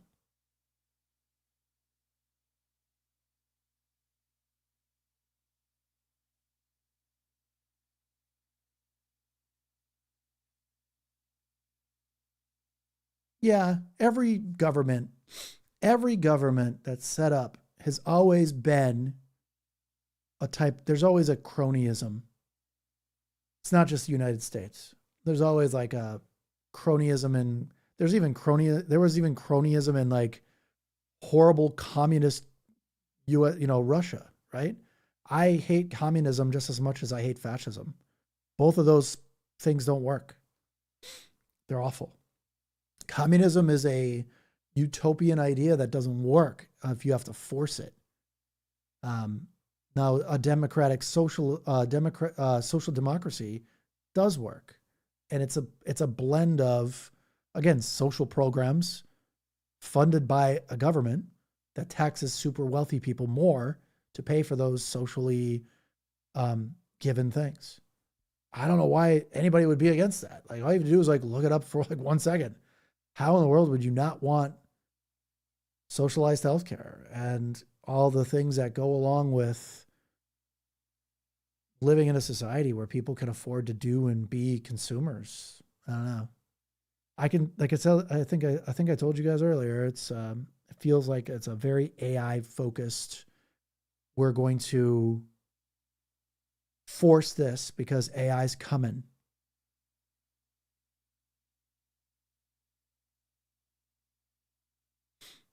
Russia, communism, it doesn't matter. Any communism is bad. Communism and capitalism is bad also. Because that's basically, if you look at China, they're communist capitalists. And they're communists when they feel like it, when they really want you to zip it and don't say anything about the government. And then they're capitalists over here. But they lead with bad things also. Communism in general it's not good. And it's got a lot of cronyism. So there were like very well-to-do people in communist Russia too. They had all the food and all everything. It was like hoarded at the top, but it was like military officials and stuff and leadership. Those people didn't suffer for one day. There was no like, that's not a communist way. Communism, and I don't know if capitalism is bad. I don't think capitalism is bad. I think capitalism is good, but a blend of capitalism and other things is good. Democracy is good, and I wouldn't say pure socialism is good. I would say a social democracy is good. A social democracy with socialized things that the government covers if you're a citizen here. So like, again, socialized healthcare, making sure that people can afford housing. No one can afford to buy a house right now. Like, think about that. My father bought a house in like the 70s. I don't even remember how much he bought it for, but it was like well under $100,000. And it was like a 5-bedroom house in a good spot. And in New England, like super cheap. People could buy houses in the 60s and 70s really, really cheaply. And now it's insane prices. And no one's like trying to help figure that out. There was a time when we were going through the 2007, 2008 like crash, housing market crash. Alan Greenspan said his idea to having too many houses on the market was to burn and destroy the houses. Rather than let people live in these houses, his idea was to destroy the houses in order to like get the market back. A free market under socialism can work, yeah, but a social democracy is where it's at. It's so a social democracy has everything we have right now. Nothing really changes except for we get socialized healthcare and ultra wealthy people pay more taxes on their 5th home. I don't know why. What happened to us as people where we're defending billionaires and trillionaires? Don't you think that's kind of crazy? We're like regular people are defending billionaires and trillionaires. Oh yeah, don't give them a tax because they're successful. What? Of course they should pay taxes.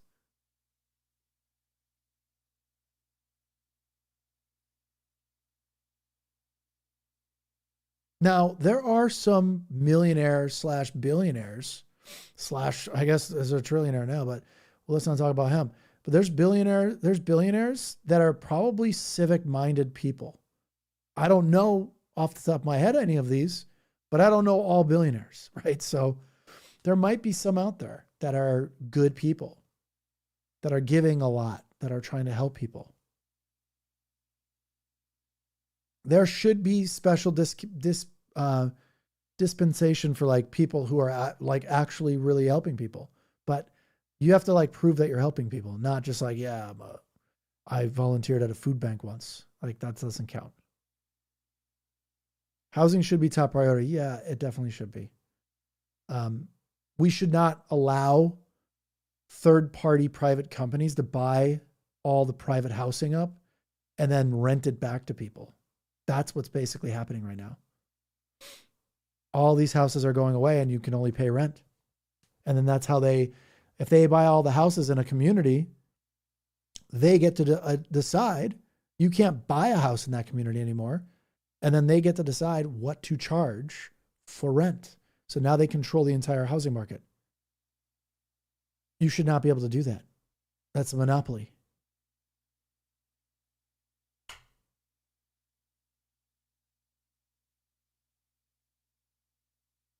Yes, most of the happiest societies pay more in tax. Yes, they do. Yes, they do, especially the Nordic countries. Even though it's really cold in the Nordic countries. Purr. I heard Canada pays a lot in taxes. Is that right or is it wrong? But you can be in France and get paid less. But because a lot of your bills are covered by the government, you can live off of an amazingly much smaller salary or income and have an amazing, fulfilling life. And I just think that's so cool.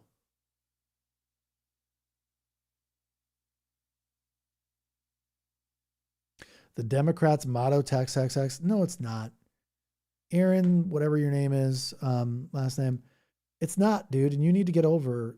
You don't even, you probably make like $10 an hour, dude. Like, do you even have enough money to worry about like how much you get taxed? It's probably not. My guess is not. It's funny how these right-wing people are very anti-taxes when that doesn't affect them tax-wise at all. If you're not making $400,000 or more a year, nothing. You pay nothing difference in taxes.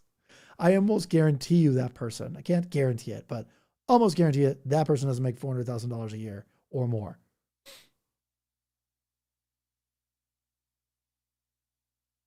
Just Google social democracy. Like, just Google it, dude.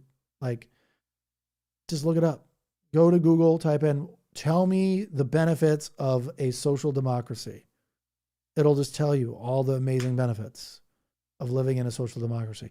You wonder why like a Zohran Mamdani gets elected and then all the people he vouched for get elected, because what they're selling you is a better life, because it is a better life. It just is. I know how much you make because you're on my group chat trying to convince me how much you make. That's why. I know how much you make. Anybody that's on my chat on YouTube trying to convince me you're like make $400,000 or more, and that you're a conservative and all the Democrats want to do is tax, tax, tax. Dude, I know you don't make enough to even worry about that stuff. So that's why. It's not that hard to understand. Pretty easy.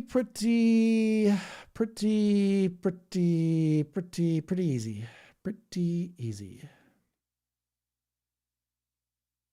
Please read my above comment. Dude, your above comment's gone. It's gone. Hook 180. Hook.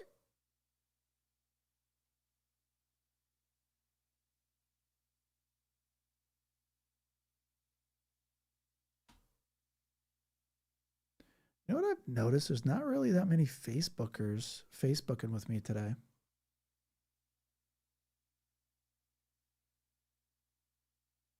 Facebook is by far the biggest audience I have across these platforms. It's not crazy, guys. Canadian earning $259,000 is taxed at 52%. Okay. What's wrong with that?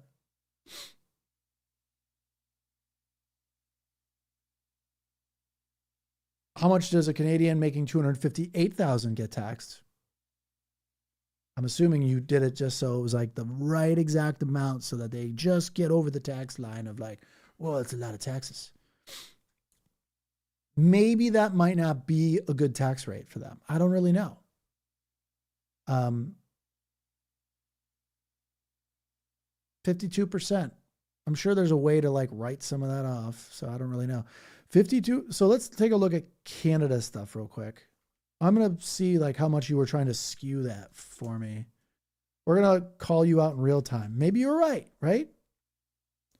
Tax rate per income level. Let's see if you were trying to hose me, you hoser. Yeah, here it is. You were trying to hose me. And you're wrong.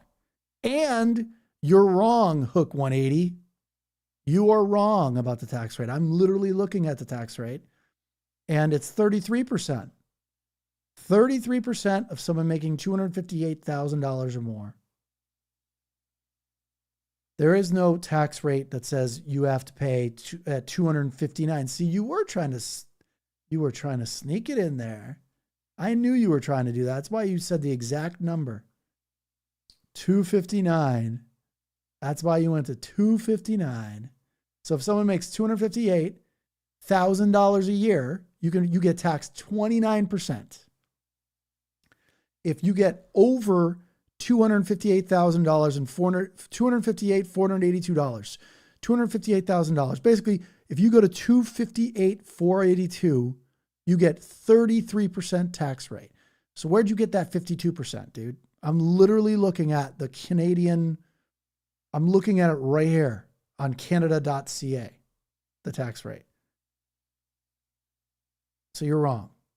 It's cool. I like that you were trying to misinform me. But you see how easy that was, guys, to look up data? Like, I just was able to, it's not 50. Oh, yeah, hold on. Trust me, bro. I can go look at Canada.ca and get the number. Or let me trust Hook 180 with Trust Me, Bro numbers. 33%, dude, I'm looking at it right now. I don't know what you're talking about. It makes me a little sad that people like try to like snow you on a chat.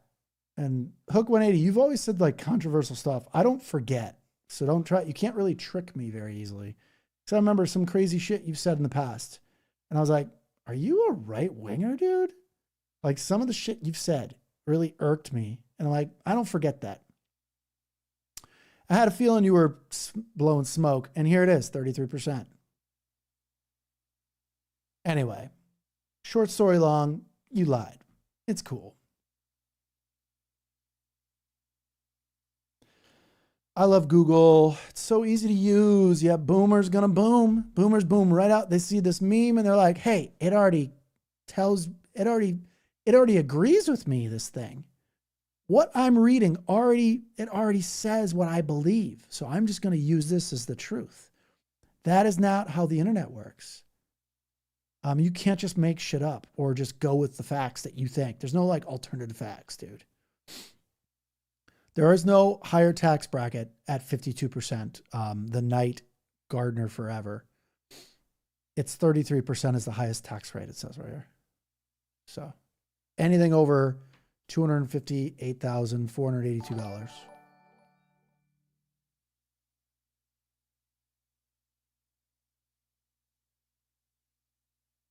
Let's take a look. Yep. Unlimited. It says right here. Up to unlimited. After $258,482.01. Unlimited. Doesn't matter how much you make. You're taxed 33%. I'm looking at the tax things right now. It's right on Canada.ca. I'll take a screenshot of it, but I don't know if I can put it in the chat. It's right there. Yeah, including, is there a state? Is Canada do states or is it provinces? I thought it was like provinces, but I think, I know what you mean though. I've been in the 35% tax bracket and we don't even get all the social services and benefits. As Canadians, I don't know what that means, Elizabeth. You don't get socialized healthcare. Where do you live in the middle of nowhere? Do you take a helicopter to where you live or a canoe? Why don't you get social services? Do they close the hospital down next to you? I don't know what that means. It's very unclear. But if you live in the middle of nowhere, you got to expect getting results as if you lived in the middle of nowhere. Oh, there's no Walmart here. Oh, well, it's because you live 500 miles from the nearest city, dude. Like, I'm going to say it's a problem, So if you decide to live in the middle of nowhere, you probably will not have a Walmart or the same services you would if you lived closer to a town.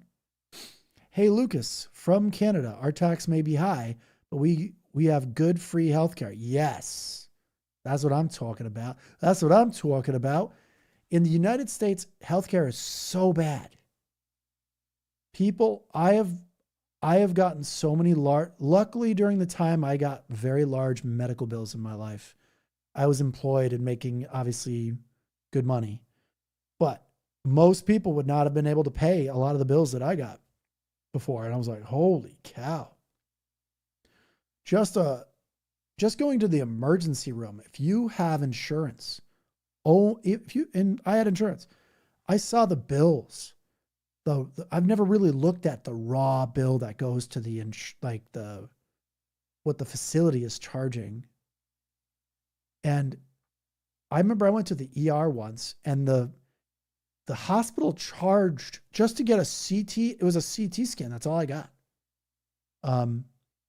They charged my insurance $20,000 for me to go to the ER and get something checked out because I was my doctor sent me there like, you need to go to the ER for this or that or whatever.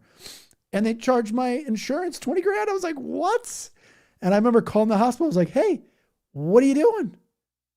Like, to get a CT scan, it's like $400 anywhere to get it. It's cost $400.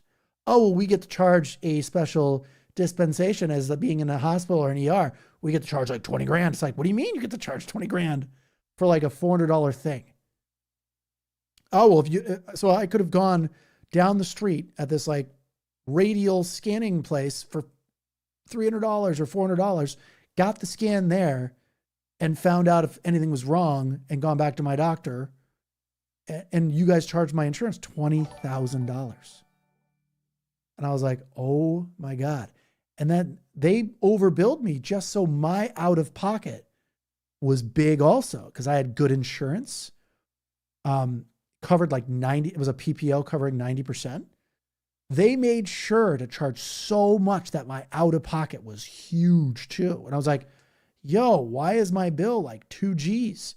Oh, well, you can afford it. It's like, that's not the point, dude. Like I went to the ER and it's costing me 2 grand. Like, what's going on here? I have insurance that I pay $20,000 a year for. Like, what's going on here?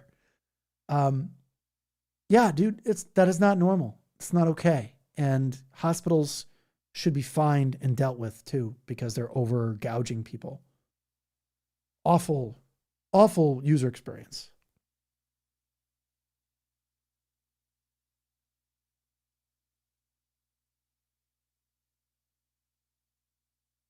When enough people are cold, wet, and hungry, only then will the rise up. Yes, I do agree with that. Only when they are affected will people rise up.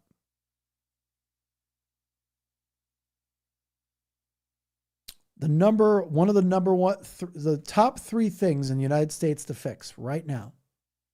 Top 3 things. This is just my take, so take it with a grain of salt.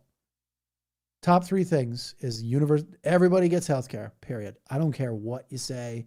I don't care what kind of crap you try to argue with me. Everybody's getting healthcare. It's over with.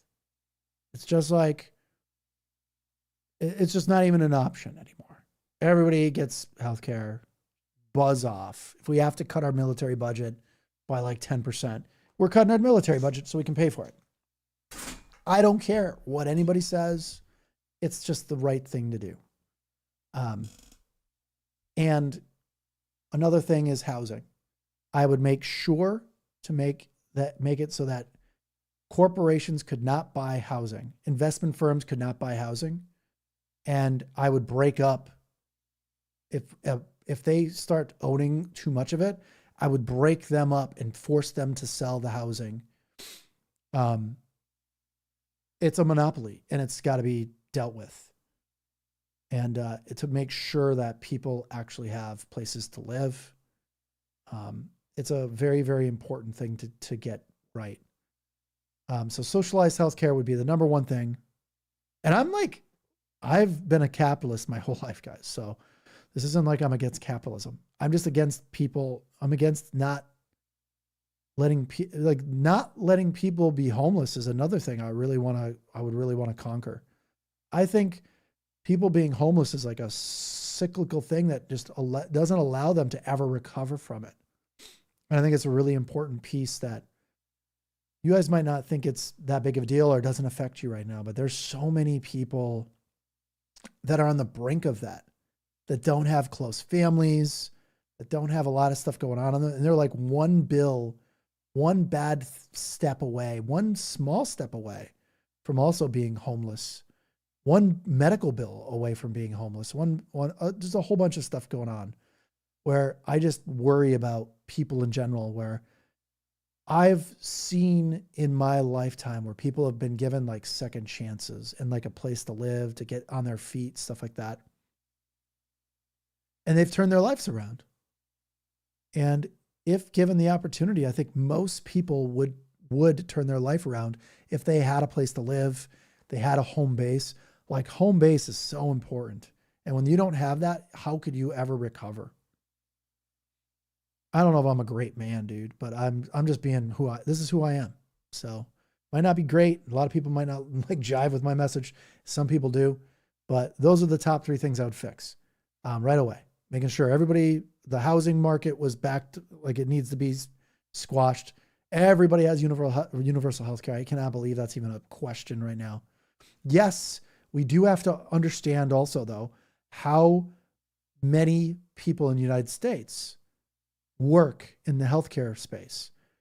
Think about this, right? So if we cut out all these people that work for profit health insurance companies, how many of those people lose jobs and does an economy collapse because all those people will lose their jobs at the same time? How do we make it so there's a balance of people working in the healthcare space and being socialized, turning into socialized healthcare so that they don't lose somehow they don't lose their jobs and stuff like that. And at the same time, we all have health coverage.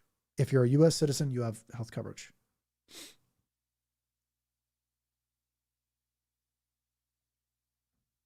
But there's a balance and it can totally be done.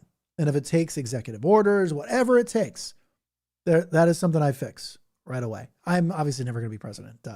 I'm just saying, if I was in charge, that's what I would do. Those first three things would be fixed. There's no, oh, but we can't, oh, but these guys say no. No, it's being done. It's getting done. You don't want to do it? Well, you're going to do it. It doesn't really matter.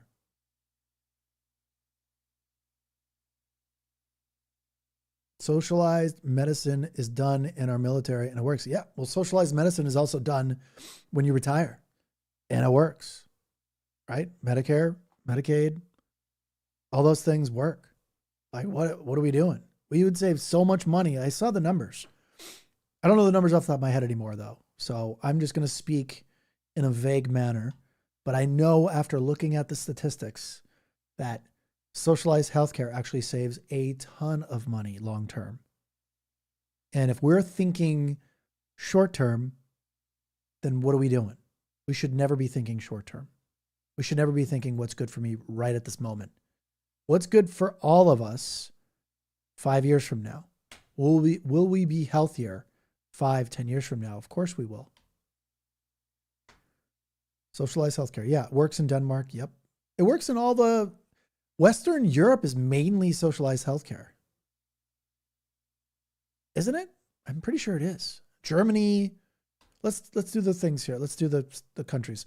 Germany, France, England, the Netherlands, the Nordic countries like Norway and Sweden, Finland, like all these places, like Denmark, right? Everywhere has socialized healthcare. Who doesn't have socialized healthcare?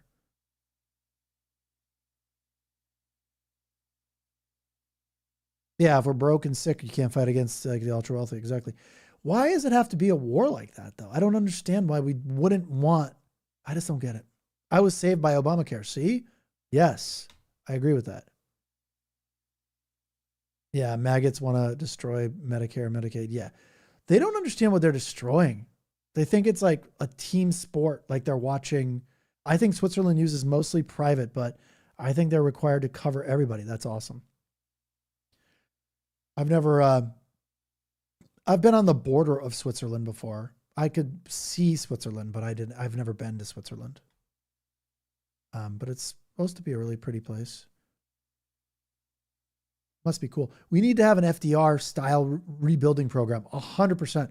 I actually thought we were going to do that. I thought like we were going to have the New Deal. Why aren't we doing another New Deal?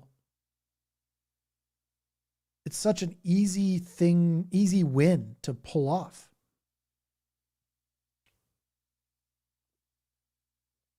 It would definitely reinvigorate like our economy. Wouldn't worry about AI as much. The problem is AI and robotics are growing at exactly the same rate, everybody. If you don't know that, robots will be doing most of this work in like 36 months. Robots are already doing a lot of work for Amazon. delivery warehouses are getting automated. So there's a lot of jobs going away already. Yeah, you know why the lobbyists. Yeah, that's the problem though. Like, here's the deal. What you need is somebody that is in politics. Holy cow, my chat just went insane. I don't know what just happened, but it just went nuclear and spun out of control. Elizabeth, you're taking up too many. You're really chatting away here. Oh my God, Elizabeth, you're killing me here. Okay. Yep. It doesn't benefit the elites. All right. So I think we need someone that's in power that doesn't care about the money. It's so easy to not care about the money once you have a certain amount of money. It's really easy. Oh, thanks. If you have like $20 million in the bank, let's just say you're a US president, you have like 10 or even $20 million in the bank, you don't have to worry about money anymore. If you make smart decisions with that $10 million or $20 million, that's it. You don't need to worry about it. I wouldn't, and I'm just saying, again, hypothetical, if I was president and I had $20 million in the bank, I would not care about what lobbyists are offering me, what trips they're trying to give me. None of that would matter to me. Not even for a second. I'd be like, yeah, I don't really care. Keep it, because I have a house. I have if I had 20 million in the bank, I have enough of a lifestyle where I could fly to Europe if I want to go on a quick vacation or something like that. And of course, if I was president, I could just do it. Like, I could just go on the taxpayer's dollar, which, by the way, I wouldn't feel very good about doing. If I was like the president of the United States, I would feel guilty about going places, because I'd be like, man, I'm spending their money. Like, this is on the American taxpayer. I would not feel good about that. I'd be like, ooh, I would like to try to get it as cheap as possible. I wouldn't need, I don't know. I just wouldn't need, I wouldn't want to spend all that money. That just sounds like a crazy idea, especially if it's like somebody else's money. It just feels wrong. Now, if I earned that money, that'd be different. But I earned that money by, getting paid my salary or paycheck or whatever it is.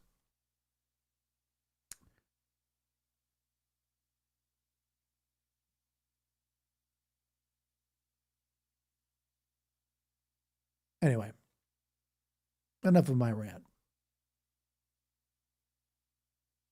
I've been homeless and working, and I could feel my identity slipping away.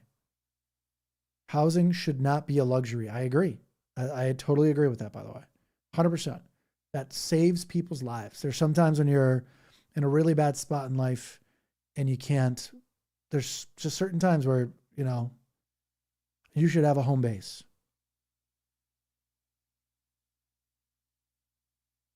Yeah, Mexico's healthcare is better. I believe that.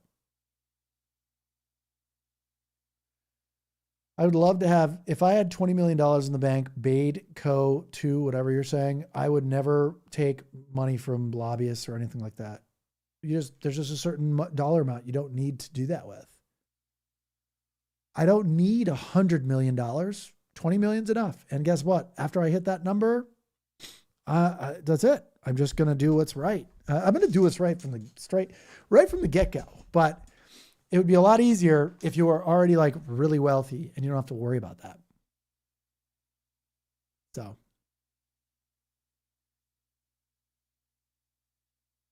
What's going on with my chat over here?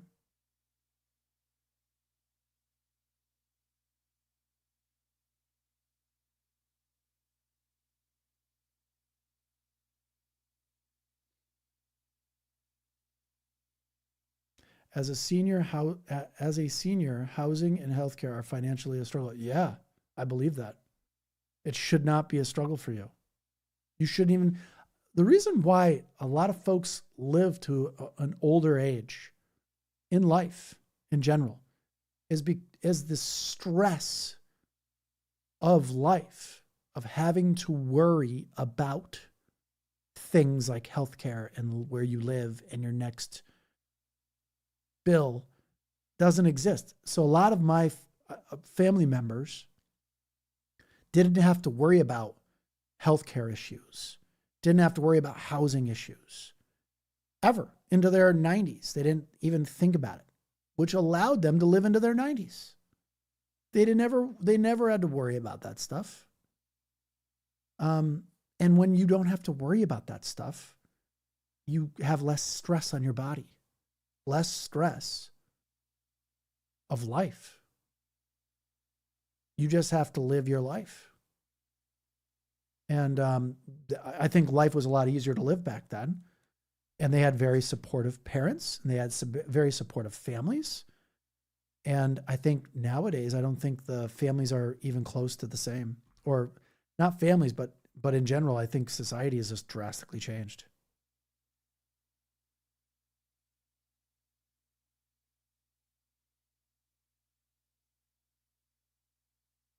Let's see here.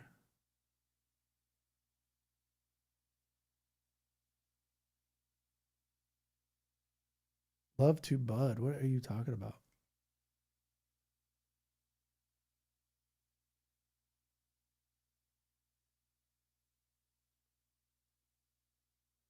Oh, you guys are always making me go back to my page and ban people who are in my chat, trying to chat it up with garbage. You know, you don't have to be toxic in a chat right now. Garbage.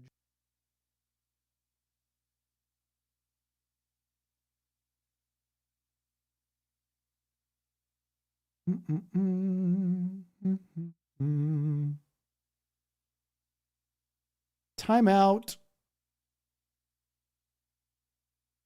You know, if you guys say something crazy in the chat, you know, I can just push a button and it puts you in a timeout. So I don't know why you want to do that, but I guess you really want to say stuff. Didn't really change anything, and I will literally forget what you said like in 60 seconds. So.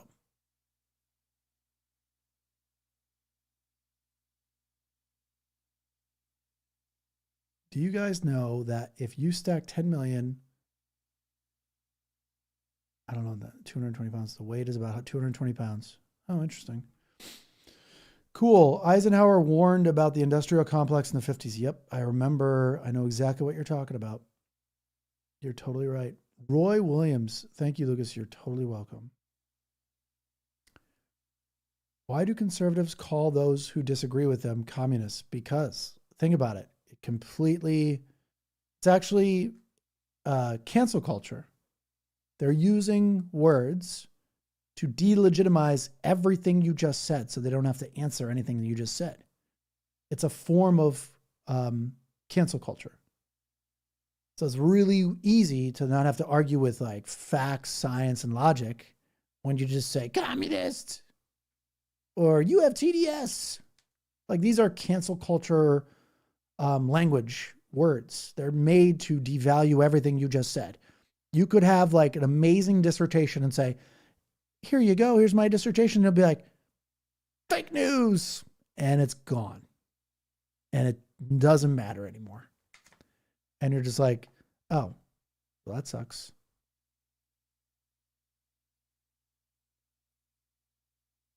I don't know what Emily Clark you're writing about. I just saw the word.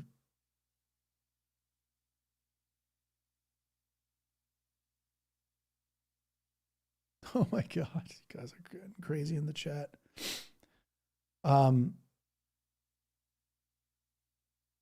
Yeah, it's hypocrisy, man. It's definitely hypocrisy. It's pretty weak sauce. But, you know, I find it fascinating that conservatives have no problem being hypocritical. They wear it with like a badge of honor. Yet someone like me would never, I don't want to be hypocritical. I find it like, oh, I don't want to be unfair. I don't want to be the person that doesn't practice what I preach. And that bothers me. I don't know why I want fairness and justice and stuff like that. And conservatives don't. They just want rules that they don't affect me. They only affect you. The rules don't apply to me is what they think. And it's really strange. These moronic people like think rules don't apply to them. I don't know. It's super weird to me.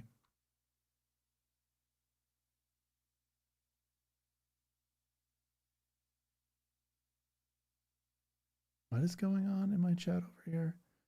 You guys are saying stuff so quickly I can't see it. Yes. Well, that's the thing. The rap artist, Worst Me, I can't even pronounce your name.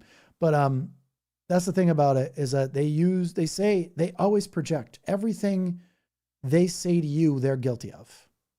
Everything. Worst nightmare. Okay, got it. I didn't read it fast enough. Oh, that's a cool way of spelling it now that I see it. Now I can't unsee it. Worst nightmare. Yeah. It's, they basically just accuse you of everything they're doing. It's every single time too. I wish it was different, but they're so ignorant. And on top of the ignorance, they don't care that they're being hypocritical. They know they're not treating you fairly, but they don't care because the rules don't apply to them. These are highly narcissistic people.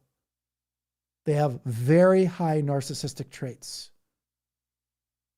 They think this is like rule by authority, rule by like violent authority. And I don't mean like exactly physical violence, but it's very much authoritarian rule. Very much like boomer parents. When like boomer is a good, let me try to give you an analogy that might make sense. There's like boomer parents out there, and not all boomers. So relax, boomers. I'm not talking about you. If you think I am, I'm not. There's boomer parents out there, and then there's like kids that go no contact with their parents sometimes.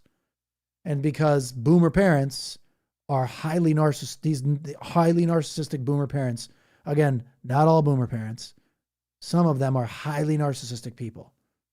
And the kids go, hey, I don't want you around me or my kids anymore because it's all about you and you're a very narcissistic person and you make it about you. And our relationship hasn't improved since I was a kid, kind of a thing.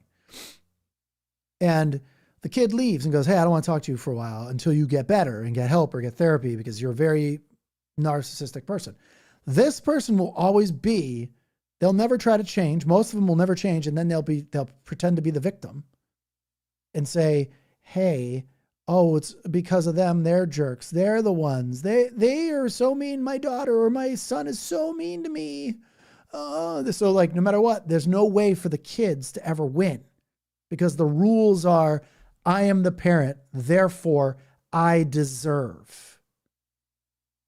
Because I gave you food, shelter, and clothing as a kid, I deserve.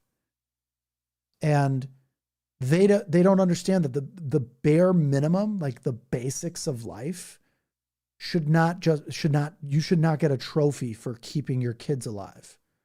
That is like the standard. Like you met the bare minimum and you think you deserve these people that survived in your life. You play by a different set of rules and you think you deserve. You have earned something by keeping these kids just alive. That is crazy to me. You don't own your kids. It's a very draconian way of thinking. Very authoritarian, like, I have earned this because I kept you alive. You never searched for a meal. You mean like you decided to be a parent and I was a child and you kept me alive, which is your only fucking job to do? So that's what boomers that are far right, by the way, a lot of these right-wing boomers are this type of person. Narcissistic, I deserve, I've earned, mine. And they are thinking the same way about everything in their lives.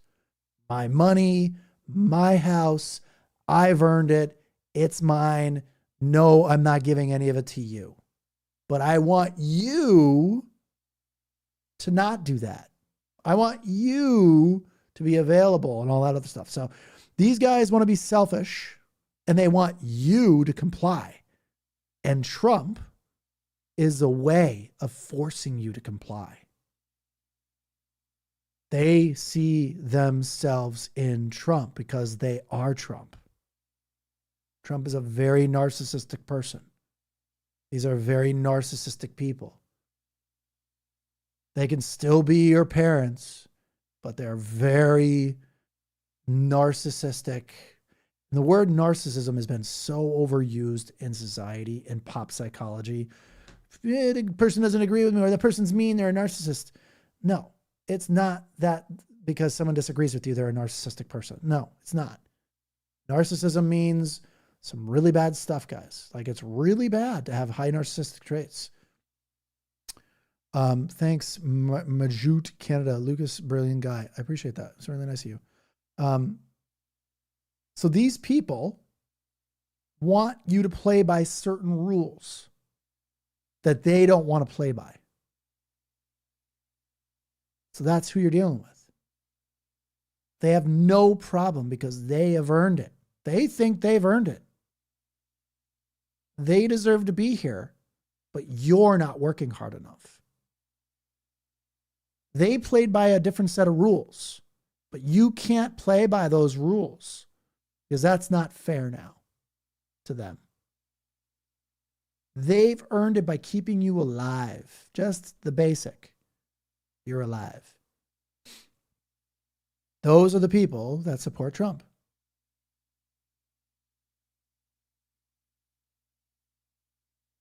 Yeah, malignant narcissists are very rare, I think. They might be more. I don't know. I wish we had a standard. I wish in countries, I don't know if there's in any other countries. I can only speak to the United States. I wish there was a psychological test everybody gets. I wish we made psychology more of a thing. So we can like really determine like how many of these toxic MFs are out there. Because I think it's a lot. People in high in narcissistic traits, my guess is like 30 million people in America. More probably. I'm being very conservative in my estimate. Isn't that funny? Conservative means I'm being very careful. It just means I'm not going to over embellish. Conservative means you're never over embellishing. You're never giving anything. And it's why does anybody want to be part of a conservative culture? Such toxic culture. You're not allowed to have feelings or emotions. You're not allowed to express anything. You're not allowed to be a kid and like grow up in a safe kind of like kid community where you're like, oh, I'm sad about this. And your parents aren't like talking and explaining to you like what's really going on with you. And you're still developing your brain, yet you still are supposed to be acting like an adult because you're being raised by narcissistic people who don't really see you as a kid and try to treat you the same as they want to be treated. Well, dude, they're like 30, 40-year-old adults. They shouldn't be treating you like anything other than a kid. So like narcissism creates more narcissistic kids. Not always, but it does a lot. There's like two paths when you grow up in a household like that. You either become a black sheep, one avenue, and you rage against what they stood for, or you become an obedient kid. Either the golden child or like a forgotten kid, but still obedient to go along to get along. And those kids turn into highly narcissistic, zero-sum thinking people. Me, mine, me. And follow the rules. And if you don't follow the rules, I'm telling on you. And I can't wait to watch you get punished. It's not good. Conservative culture is toxic as F.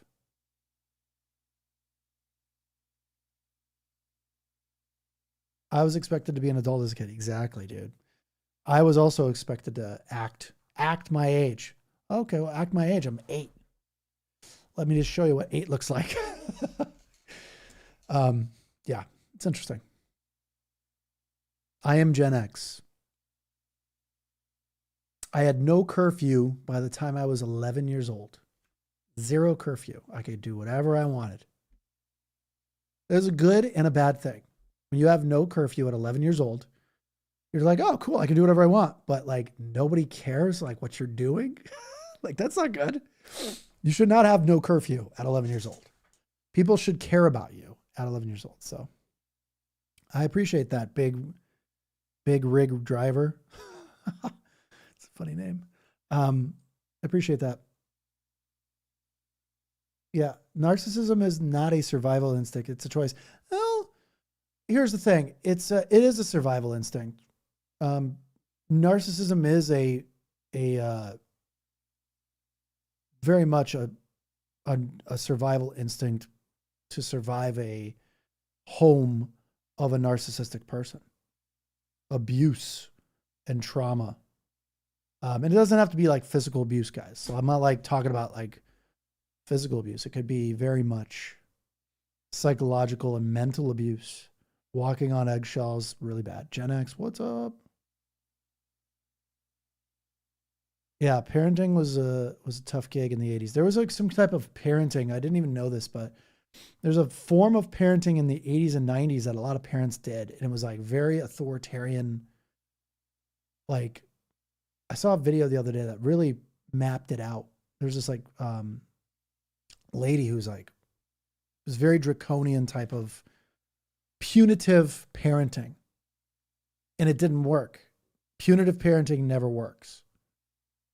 It's bad when you're very chaotic. You live in a chaotic home.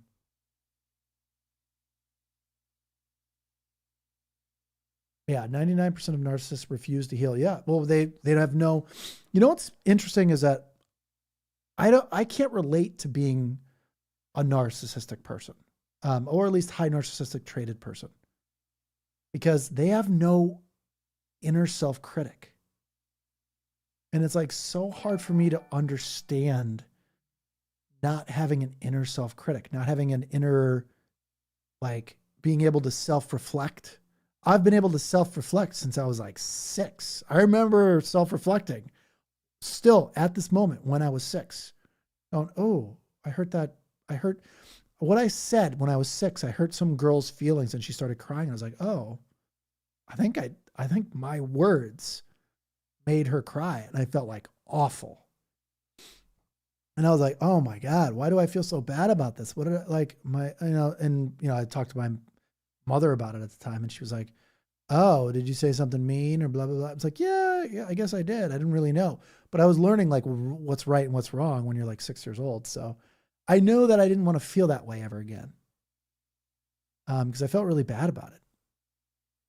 So I started to learn even when I was like 6 that it's not good to be mean to people. But yeah, I grew up in a narcissistic family system though too. So I definitely know how it is. But it's bad. It's bad when you have people that are not on your side and stuff like that, and go along to get along, or else stuff like that is bad. Punitive parenting. Yeah. That's exactly what it was. Punitive parenting. I've never heard it. This lady said it really, really well. I don't know if it is punitive parenting sounds right, but it was bad. It was like, don't bother me with any of your stuff. Go live your life. And the only time they were upset was if you came to them or got in trouble and they had to get involved, and they were like really upset about that. And yeah, it's interesting. Don't think anything is wrong with the way they are. Exactly right. Narcissists do not think of anything. They don't self-reflect.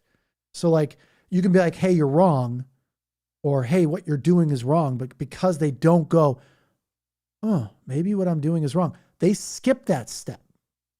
They go right to anger and attack on you. So you cannot, if they have no self-reflection, how are they ever supposed to fix themselves when they never think anything's wrong? They never get to the step. And it's like this little unconscious thing inside their head that triggers from a lifetime of trauma. That's what happens. I think, again, the research, what I've read is narcissists are not born narcissists. They are created from nurture. But I think it might be a combination of both, but I think it's more of like a nurture thing. My mom has dementia. I think I know what you mean. I look after her now and now responsible, but love.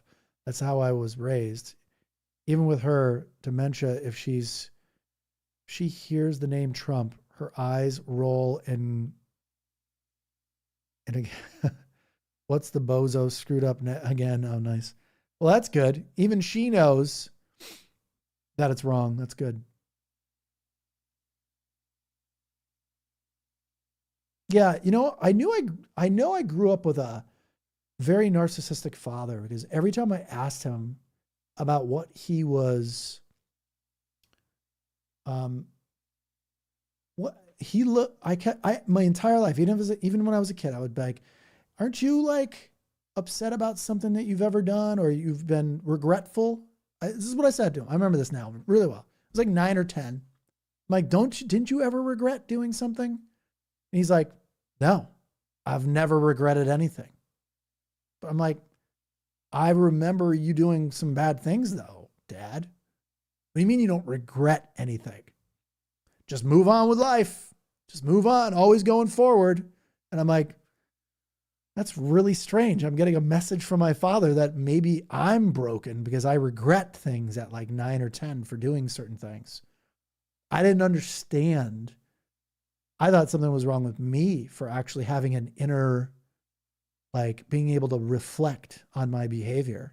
I did not know that was unique. So I didn't know, like I thought something was wrong with me. I'm like, wow, I wish I had. How come I regret things? This sucks. I don't want to regret things anymore. And yeah, my entire life and up until the time, like he was in his late 70s, I go, you told me my whole life you regretted nothing. He's like, of course I have regrets. And I'm like, wait, what? You told me literally even 12 months ago you had no regrets on life. So now you're telling me you have regrets and you've had regrets this whole time. And I'm wondering like what's going on with me? Why do I have regrets? I think he had regrets all the time. I think narcissism is an insecure person's game. They're super insecure, broken people who can never admit they're wrong. I've never met someone who was a high narcissistic person who could admit they were wrong about anything, even about the most trivial things. Could be a board game question, and they can't even admit they're wrong. So, yeah, they're incapable of self-reflection, exactly. Personal growth I don't know about because they can do performative personal growth. Right? They can see someone doing what you need, especially with social media. Performative personal growth is absolutely a thing. Right? They can perform it. They can put it on Instagram that they're personally growing.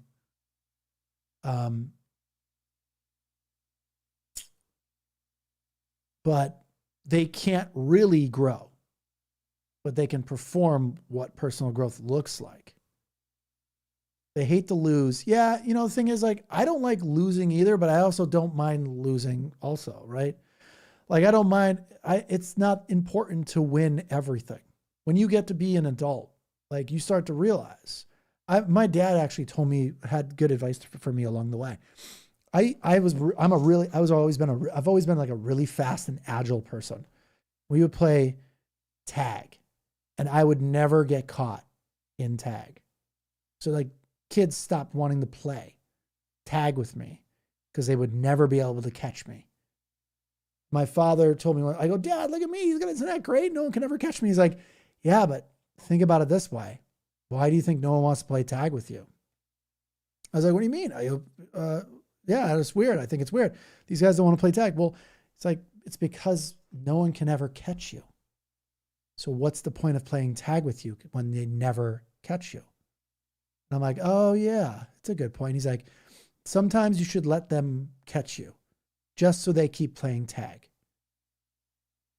And I'm like, but they can't catch me. If I really try, I can make sure they can't catch me. Isn't that cool? He's like, yeah, but at the end of the day, do you like playing tag more? Or do you just like not being caught more and showing that you can't be caught? Winning, basically.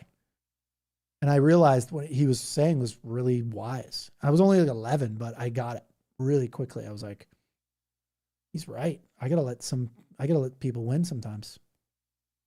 Because I was just uncatchable. No big deal. I was like completely uncatchable. Not a big deal. Don't worry. Don't mind me.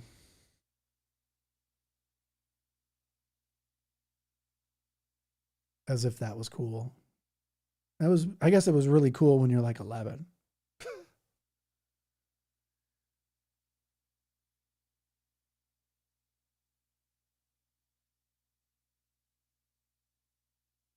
So, all right. It's been 2.5 hours. I will stay on for another 5 minutes. Not that you guys really want to hear me yammer on anyway. It's lonely at the top. Yeah, I don't know what that means. Maybe it is. I've been at the top a few times. There's a lot of people that want to be your buddies. King Orange has destroyed our nation's capital. Yeah. He'll be gone soon.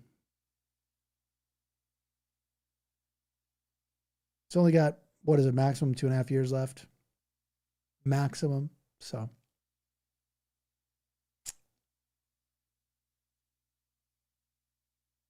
That's good that you recognize Trump was a bad person at 9. Trump is going to send ICE, feds, or military to polling places in November. Probably true. But they can't stop people from voting. It's not like we cheat anyway, right? Like all this like election garbage is fake. So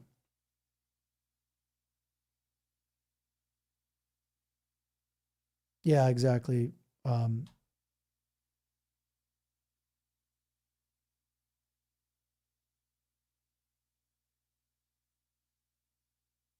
Elizabeth 777, you're welcome.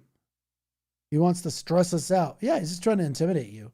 If you know you're going somewhere to like, let's pretend you're going to the grocery store and you know someone's like standing in front of the grocery store and is going to annoy you or like pressure you.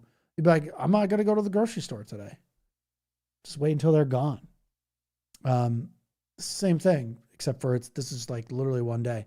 He's trying to remove like mail-in voting and all this stuff, even when he mail-in votes. It's crazy. President mail-in votes and tries to cancel mail-in voting. I mean, it's the most ridiculous thing I've ever heard, but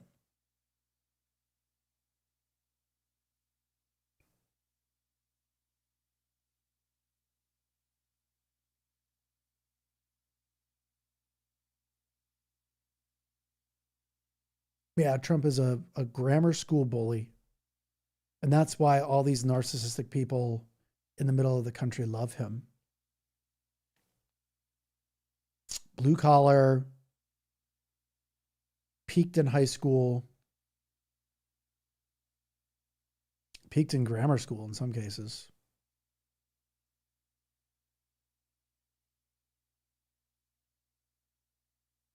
It's really sad to me.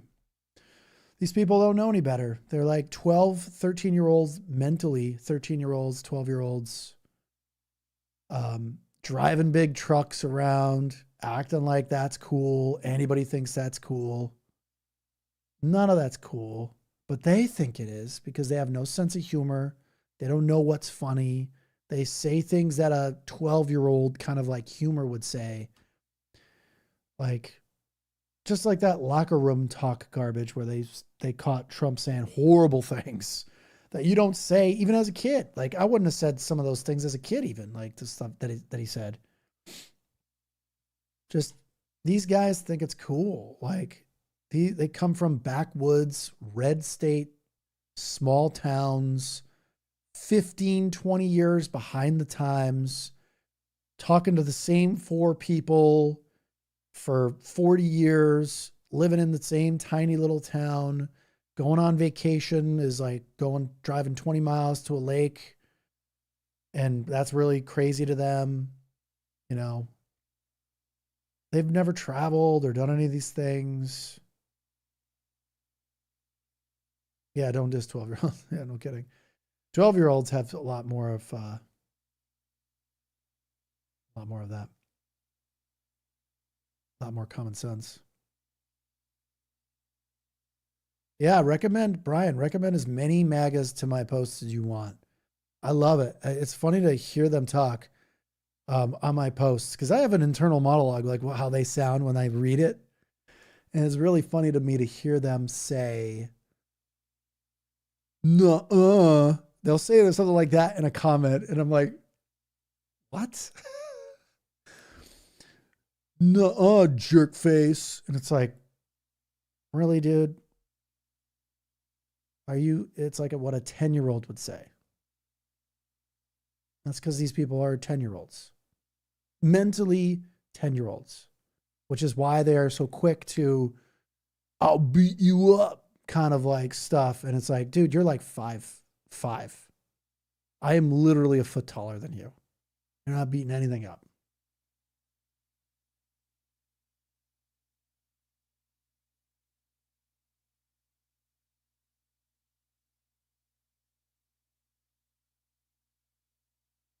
Yeah, if you like, I usually try to, there's some people I get to in the comments sometimes. It's so easy to get these guys too. Again, imagine like you're debating someone that's like mentally like slow. So it's like really hard to, it's really easy to comment back to them and just smoke them in the comments. And most of the time they don't even, yeah, I hope Texas Going Blue would be great. They don't even know some of the stuff I reply back to them. They're just not mentally at the level of just even understanding some of my things I say back to them. It's not even, they don't even understand how funny, how ironic some of the things they're saying is. Facebook's the only place where I do that though. I don't really I try not to comment too hard on like any other channels. I don't think there's that many red state people on like Instagram as much as they are on like Facebook. Facebook is like the place to find a lot of like boomer adjacent attitudes towards like, you young, get off. They always have this get off my lawn. That attitude of, it's just funny to me. They just take themselves way too serious and they use Facebook as if it's like some intimidation tactic. There's so many boomers in my comments that favorite movies are clearly like Dirty Harry movies. And they like post on my stuff and they're like, I'm going to be sneaky and they're never going to find out who I am. They don't even know how to use Facebook enough to lock down their profile so that I don't know who they are. I find them in like 2 seconds. Like all I do is go look at like their posts and they think by hiding their profile picture, they won't think I know where they are. All I have to do is go look at their pictures, even if they're not profile pictures, and see who liked his pictures or her pictures. And then I can find them through who liked their pictures, where they live, everything. It's hilarious that they think they can just be like, oh, you'll never know who I am. I will go and find them in like 30 seconds or less and then post a picture in response to their horrible comment. I'm like, hey, is this you? Saying these bad things, trying to hide behind like a somewhat hidden Facebook profile? Didn't really work too well, did it? Instantly, they stop commenting. I've lost a lot of followers because of that, but I have no problem losing horrible people on my followers. There's nothing wrong with short people, dude. There's only something wrong with short people if they are jerks. I've just noticed there's a lot of right-wing people are short. So not all of them, but a lot of right-wing people are short. And I'm talking mostly about dudes. Women, I mean, come on. Women should be short. They shouldn't be short, but like a woman that's 5'5" is like normal size. A guy that's 5'5" is pretty small. But it doesn't matter to me, like if you're small or not. But it does matter like to them. And it does matter to like when you're a kid or when you're younger. If you're short, you just feel intimidated. I get looks when I walk into places, like straight up. There is tall people hate out there. You can walk into a place, and if you're tall, there'll be people looking at you like, I hate you. They hate you right away just for being tall. So they're bigoted against tall people. Is that the right way to say it? I think. But this is not a joke. This is real. I've gone into places and they've absolutely hated me because I'm like really tall. Instantaneous, like short dudes are just like giving me the hairy eyeballs. I hate you. Yeah, jealousy. And it's like, it wasn't like I did anything to earn being tall. It's not like I worked really hard. I just, parents and grandparents were tall and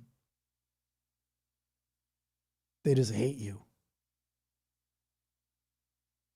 Even in the corporate world, it's people are people, right? I've taken new jobs in the corporate world and I've been absolutely hated because I was like a tall dude with like decent features. They was just instantly hated me. Not as much, but you know what I mean. On dating apps and got these MAFA guys 6 to 6'5" hitting in me. So they're out there. I don't know what that means. It's a little bit broken English for me. Guys to 6 to 6 feet. Well, I'm 6'5", so there's that. I don't know what that means though. On dating apps, blah blah blah. So yeah, I think dating apps are like really bad for society myself. It's you're taking the friction out of every aspect of life, and dating apps removes even more friction and commoditizes just swipe left or swipe right. And it's just so easy to be like, oh, I don't like that one because I was just chatting with them and I was just, I didn't like what that person said. So I'll just go on to the next 500 guys or girls,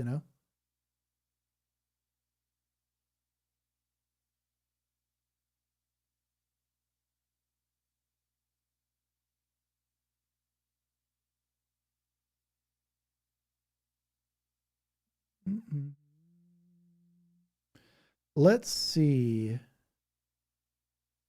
Timeout. I gave him a timeout. You're timed out, Kid Ulysses. Bye. You don't got to go home, but you can't stay here. An intelligent, tall, good-looking guy is very intimidating to MAGA men. I bet it is. I don't see me as good-looking, though, but I am a tall, intelligent person. I think I'm somewhat intelligent. I wouldn't say like genius or anything, but I'm a pretty smart dude. I don't know if I'm good-looking, though. I don't see that in me. I just see me. You know what I mean? So Robin Williams D me too, but I didn't believe it. I don't know what that means. I don't think I look like Robin Williams. Maybe.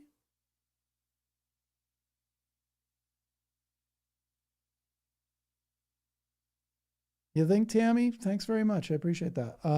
Yeah, I don't really see myself as attractive. I never really looked in the mirror and go, man, that's a good looking man. I just didn't do that. I'm just a dude. Really? A resemblance to Robin Williams? I don't see Robin Williams. It's too much of a, I don't think so. Not Robin Williams. I see other people a little bit, depending on my hairstyle at the time. But I don't see Robin Williams.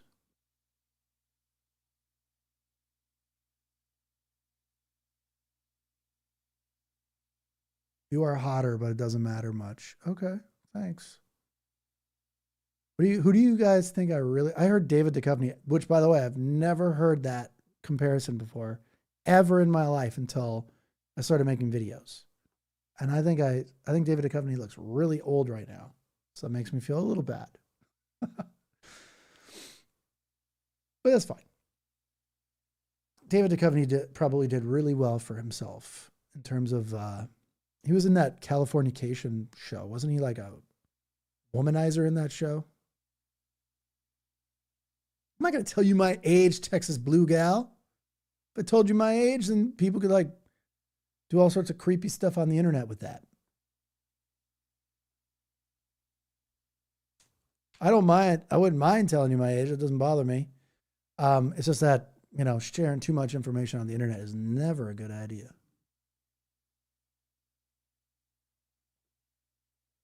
Oh, good water. What? I'm sure they already do. I don't know what that means. Oh, yeah, for sure. I see David too. You know what? You guys don't have to placate me.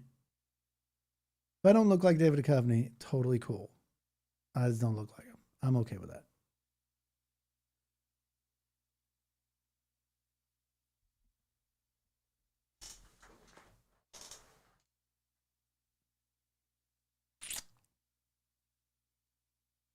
Anyway, Robert Plant. I don't know what he looks like.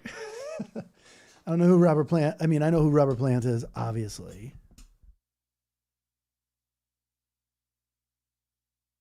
It's your intelligence. Well, you would really like me then because I'm too smart for my own good sometimes.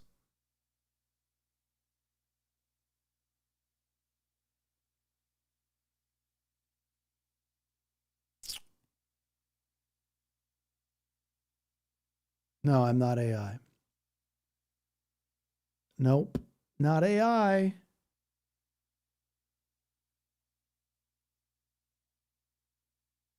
I'm a culter version. That's nice of you to say, Renee. I know what you mean, though.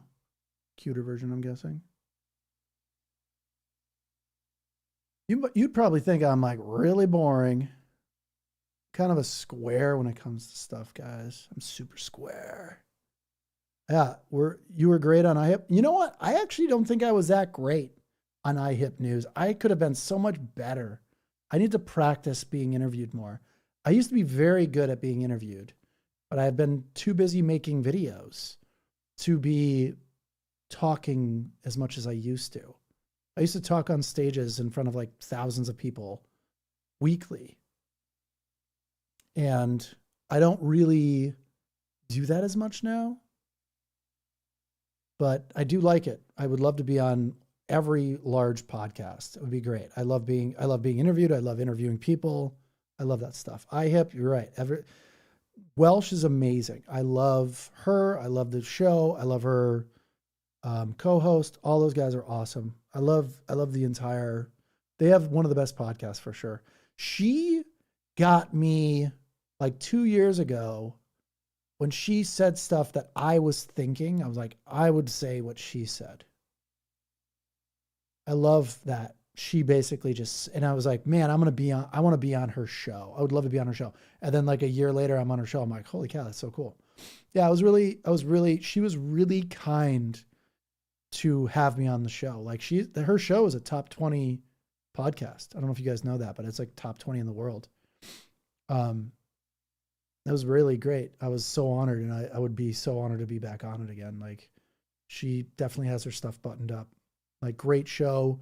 She's a great speaker. She's great on other shows I've seen her on. She's just great. I almost did a TED Talk. I have a couple talks, like things I put together, but I've not done a TED Talk yet. I almost did in 2023. But I was like, what do you really get from TED Talks except for like, it's like marketing for yourself. And I think I've done enough. Don't get me wrong. I'll probably still, maybe I'll do a TED Talk at some point, but I think it's more like Gen X does not mean you're in your 50s. I hope you know that. You can be in your 40s and be Gen X. Renee.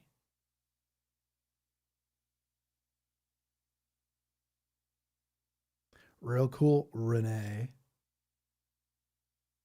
I still want to have kids though. So if there's any ladies, just kidding. Um,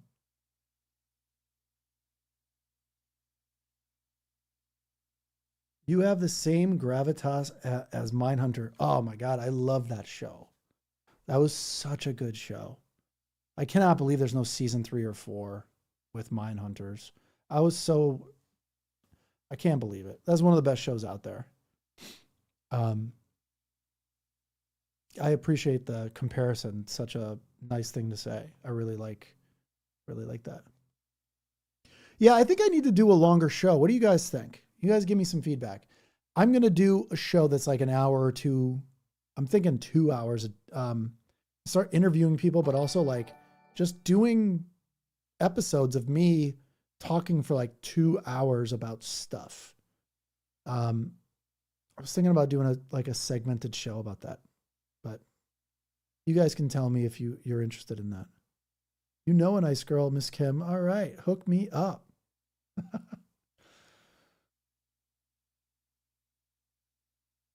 You guys would listen? All right, cool.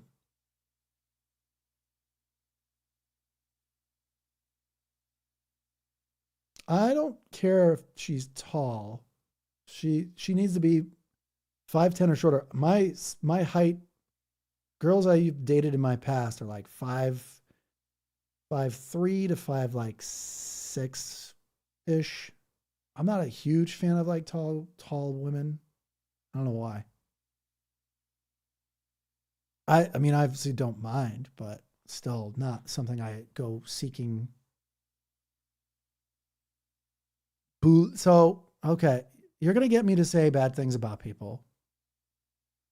Lisa Billaloo, Tom Billaloo's wife. Oh my God. Those people, I don't know. I don't really listen to Lisa Billaloo. It just seems a little too performative for me. And Tom is a wacko, dude. He's a wacko right winger, Trump supporter. I don't care how much money he's got. He's a d-bag. He defends Trump. I'm sure you've seen his videos defending Trump, and if you haven't, he's one of those guys. Oh, well, I don't know what I did, but I got a harassment and bullying warning. What was that about? How do you get a harassment and bullying warning? Did I say something that was a harassment and bullying warning? Was I bullying anybody? I've never been to Australia. I've always been concerned. I go there and like you have so many things that can hurt people there. Well, yeah, maybe you're right. Health and happiness. You might be right about that. But Tom Billaloo is crazy, and he sold this company. So I know a lot about a lot of business people in my life. I've done a lot of research on people because I've obviously been in the tech business for a long time. Tom Billaloo, Lisa Billaloo's husband, and they founded it together, but they founded Quest protein bars. You guys ever have a Quest protein bar? They founded Quest protein bars and sold it for like $800 million. So they're super wealthy, live in the Hollywood Hills. They never have to work again. They have like a sick $30 million way overboard house, like insane mansion in the Hollywood Hills. Like they're never having kids. They don't want kids. And they have like just an insane, like 65 room mansion for some odd reason. They need this giant mansion. But he's kind of a D-bag. He's always been like a D-bag dude. And he thinks like, I'm going to give you my take and then I'll stop talking for a minute. But Quest bars, I have not eaten a Quest bar in so long, so I don't know how they are. They're probably good. There's certain people that get lucky in life. Like with business is very a luck-driven thing.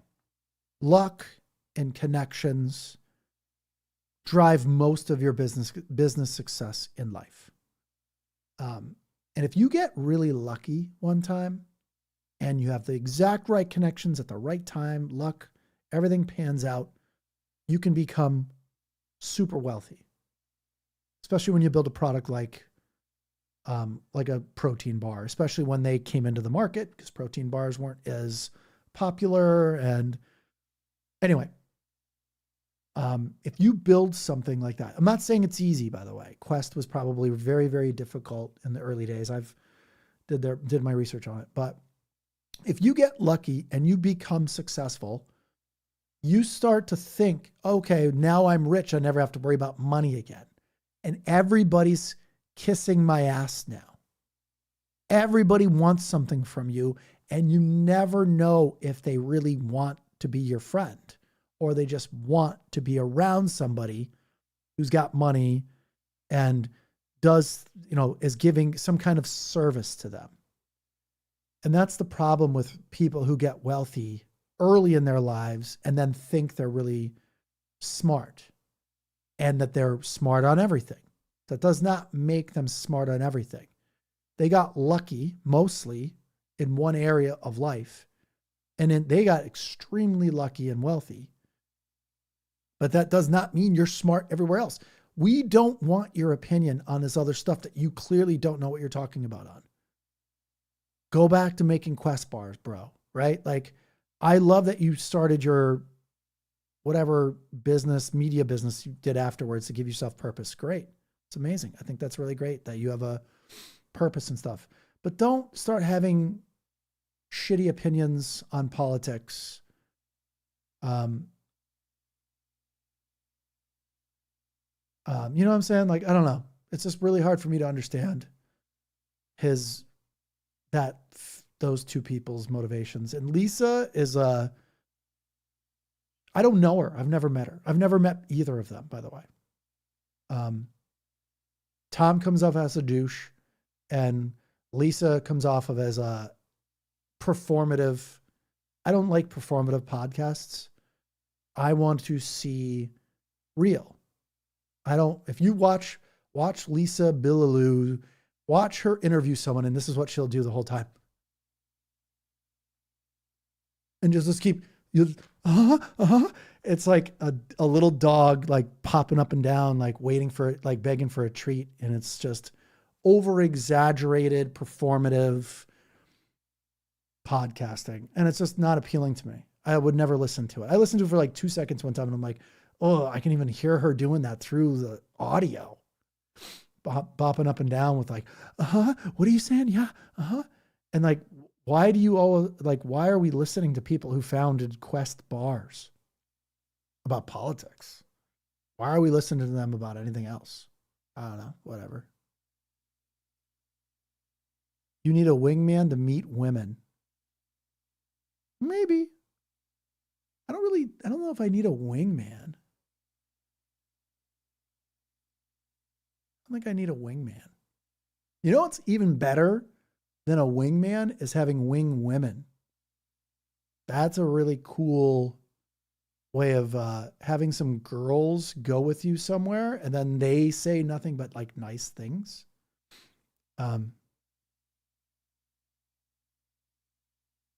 About you. It's always a good thing. Women vouching for women. I like Brene Brown. Yeah, she's cool. When she started following me like a month ago or 2 months ago on Instagram, and I was like, holy cow, Brene Brown's following me.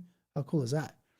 But a bunch of like celebrity people like followed me on Instagram. I was like, I'm not cool like you guys. So wing women are better. Yeah, they are, but they're also harder to come by, because usually if a wing woman wants to go out on the town with you, which I don't even go out, guys. I haven't been out.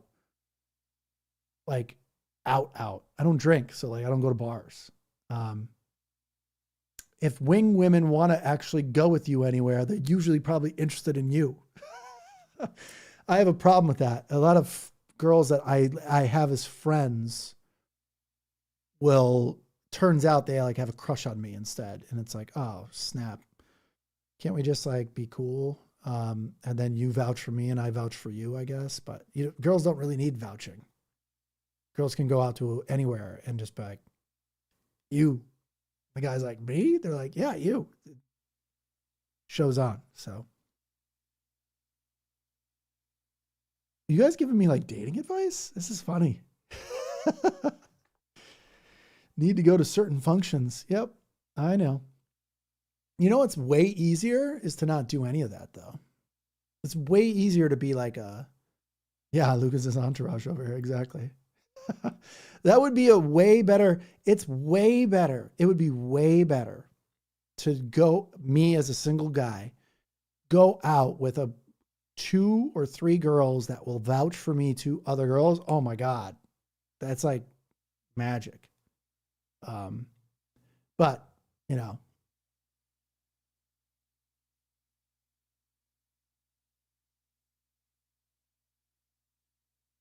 I've always had issues with guy friends. They lie to get me into, oh, wow.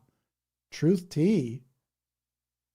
They don't lie. You kind of like it. I think girls have guys. I love your videos. Thank you so much, Jennifer. I appreciate that.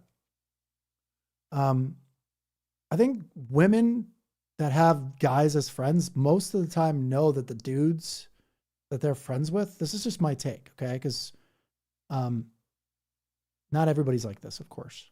But I think girls that have guys as friends know that those guys actually have a crush on them the entire time. All girls that have guys as friends, they all know those guys like them. I have girls that are friends of mine that I do not have a crush on. But I am also very much an outlier. The dudes I know that are friends with girls are like, oh, totally hook up with her. It's like they're just friends with them and they'll never say that they are interested. So I've definitely have girls that I would not want to hook up with that are my friends. But again, like I said, I feel like I'm a little bit of an outlier there. Almost every guy I know that's friends with girls always has a crush on the girl.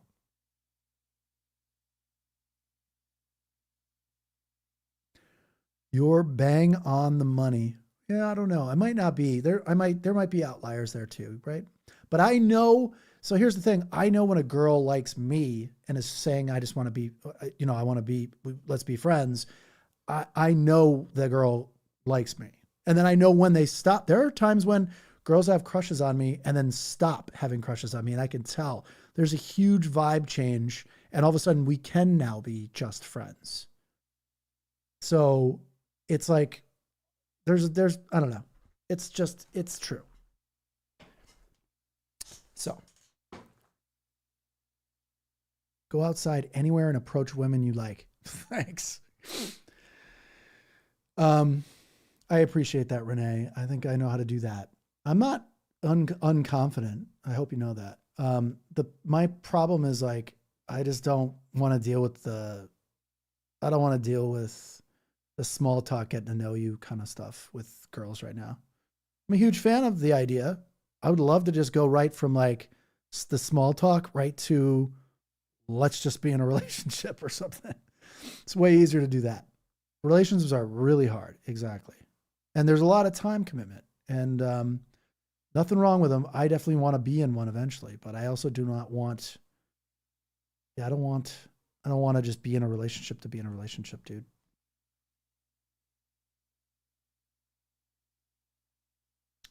Have another drink, baby. I don't know what that means, dude.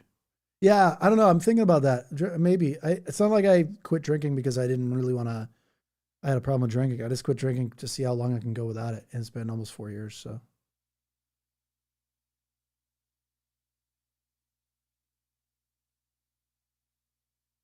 I like the idea of having a drink every now and then. It's a very good social lubricant, especially for shy people.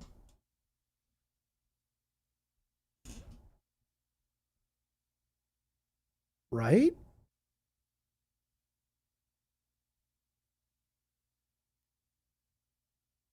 Love to bud. I don't like psychodrama. Okay. Conversation's devolving here.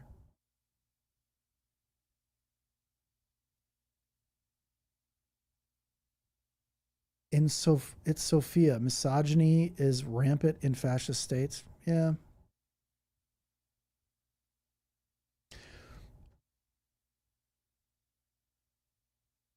Yeah, I hate the feeling of being hungover as well. I don't like drinking. Drinking, just having one drink for me kind of screws me up the next day. So it's like, this just doesn't do it for me. I've never enjoyed drinking. I've only liked the effects of drinking, which is it's a social lubricant. Yes, health and happiness, very true. The older you get, the more you're less willing to deal with the drama that comes with a relationship and the time suck and the commitment and stuff.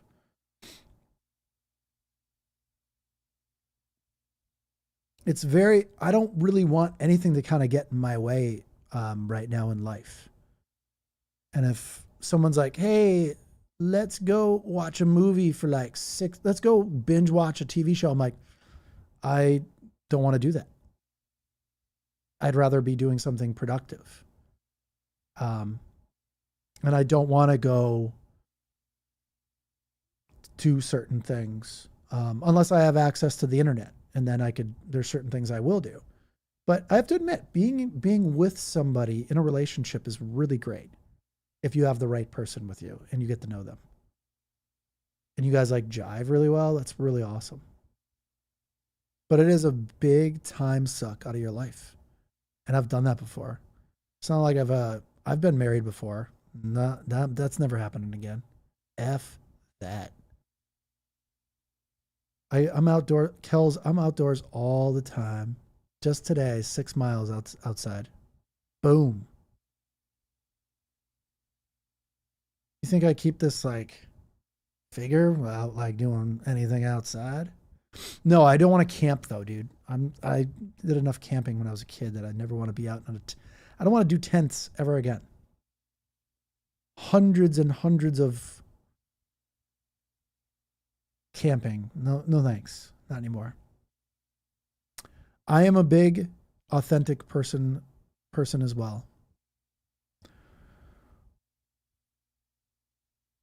Yeah, just find a woman you hate and give her half your stuff. Already did that. Next. Never again. X has BPT. Oh my god, I'm so sorry to hear that. I am so sorry to hear that. Yeah, I like being active too, but you know what? My work is a lot of inside stuff. So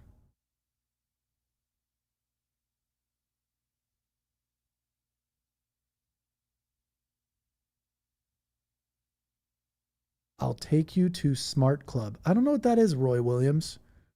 Roy Rogers. I'm gonna call you Roy Rogers. I don't know why, but I am. So what else, guys? I stayed on way too long today. It's already 3 hours and 15 minutes. I live in the woods, so I don't need to go camping. Yeah, that's convenient. I live by the beach. It's pretty awesome to live in a place where it's sunny 300 days a year and you can just go outside and it's sunny. Every day you wake up, it's sunny outside. You're just like, man, life is good. When you live in New England, it's a little tougher because it's like a sunny day is like 1 in 7. And you're like, oh, this sucks. It's like raining. It rained all the last June I lived in Connecticut. It rained the entire June. It was gray and rainy all June. It totally sucked.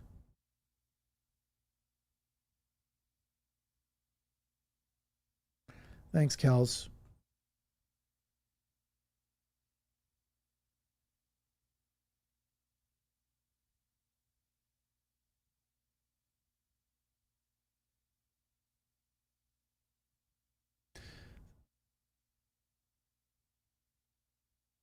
All right. Let's see. I'm going to message Smart Gal Pal and ask for your ideas. Okay. I don't know what that means. Do it. I live in sunny California. Me too. I live in Los Angeles. All right. I'm going to call it quits.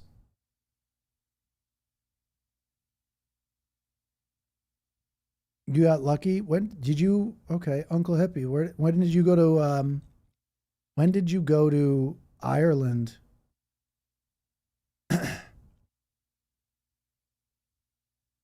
One of the podcasts I watch, the people went to Ireland also. That must have been nice to not have bad weather. I've never been to Ireland myself. It's probably last on my list to go to because of the weather.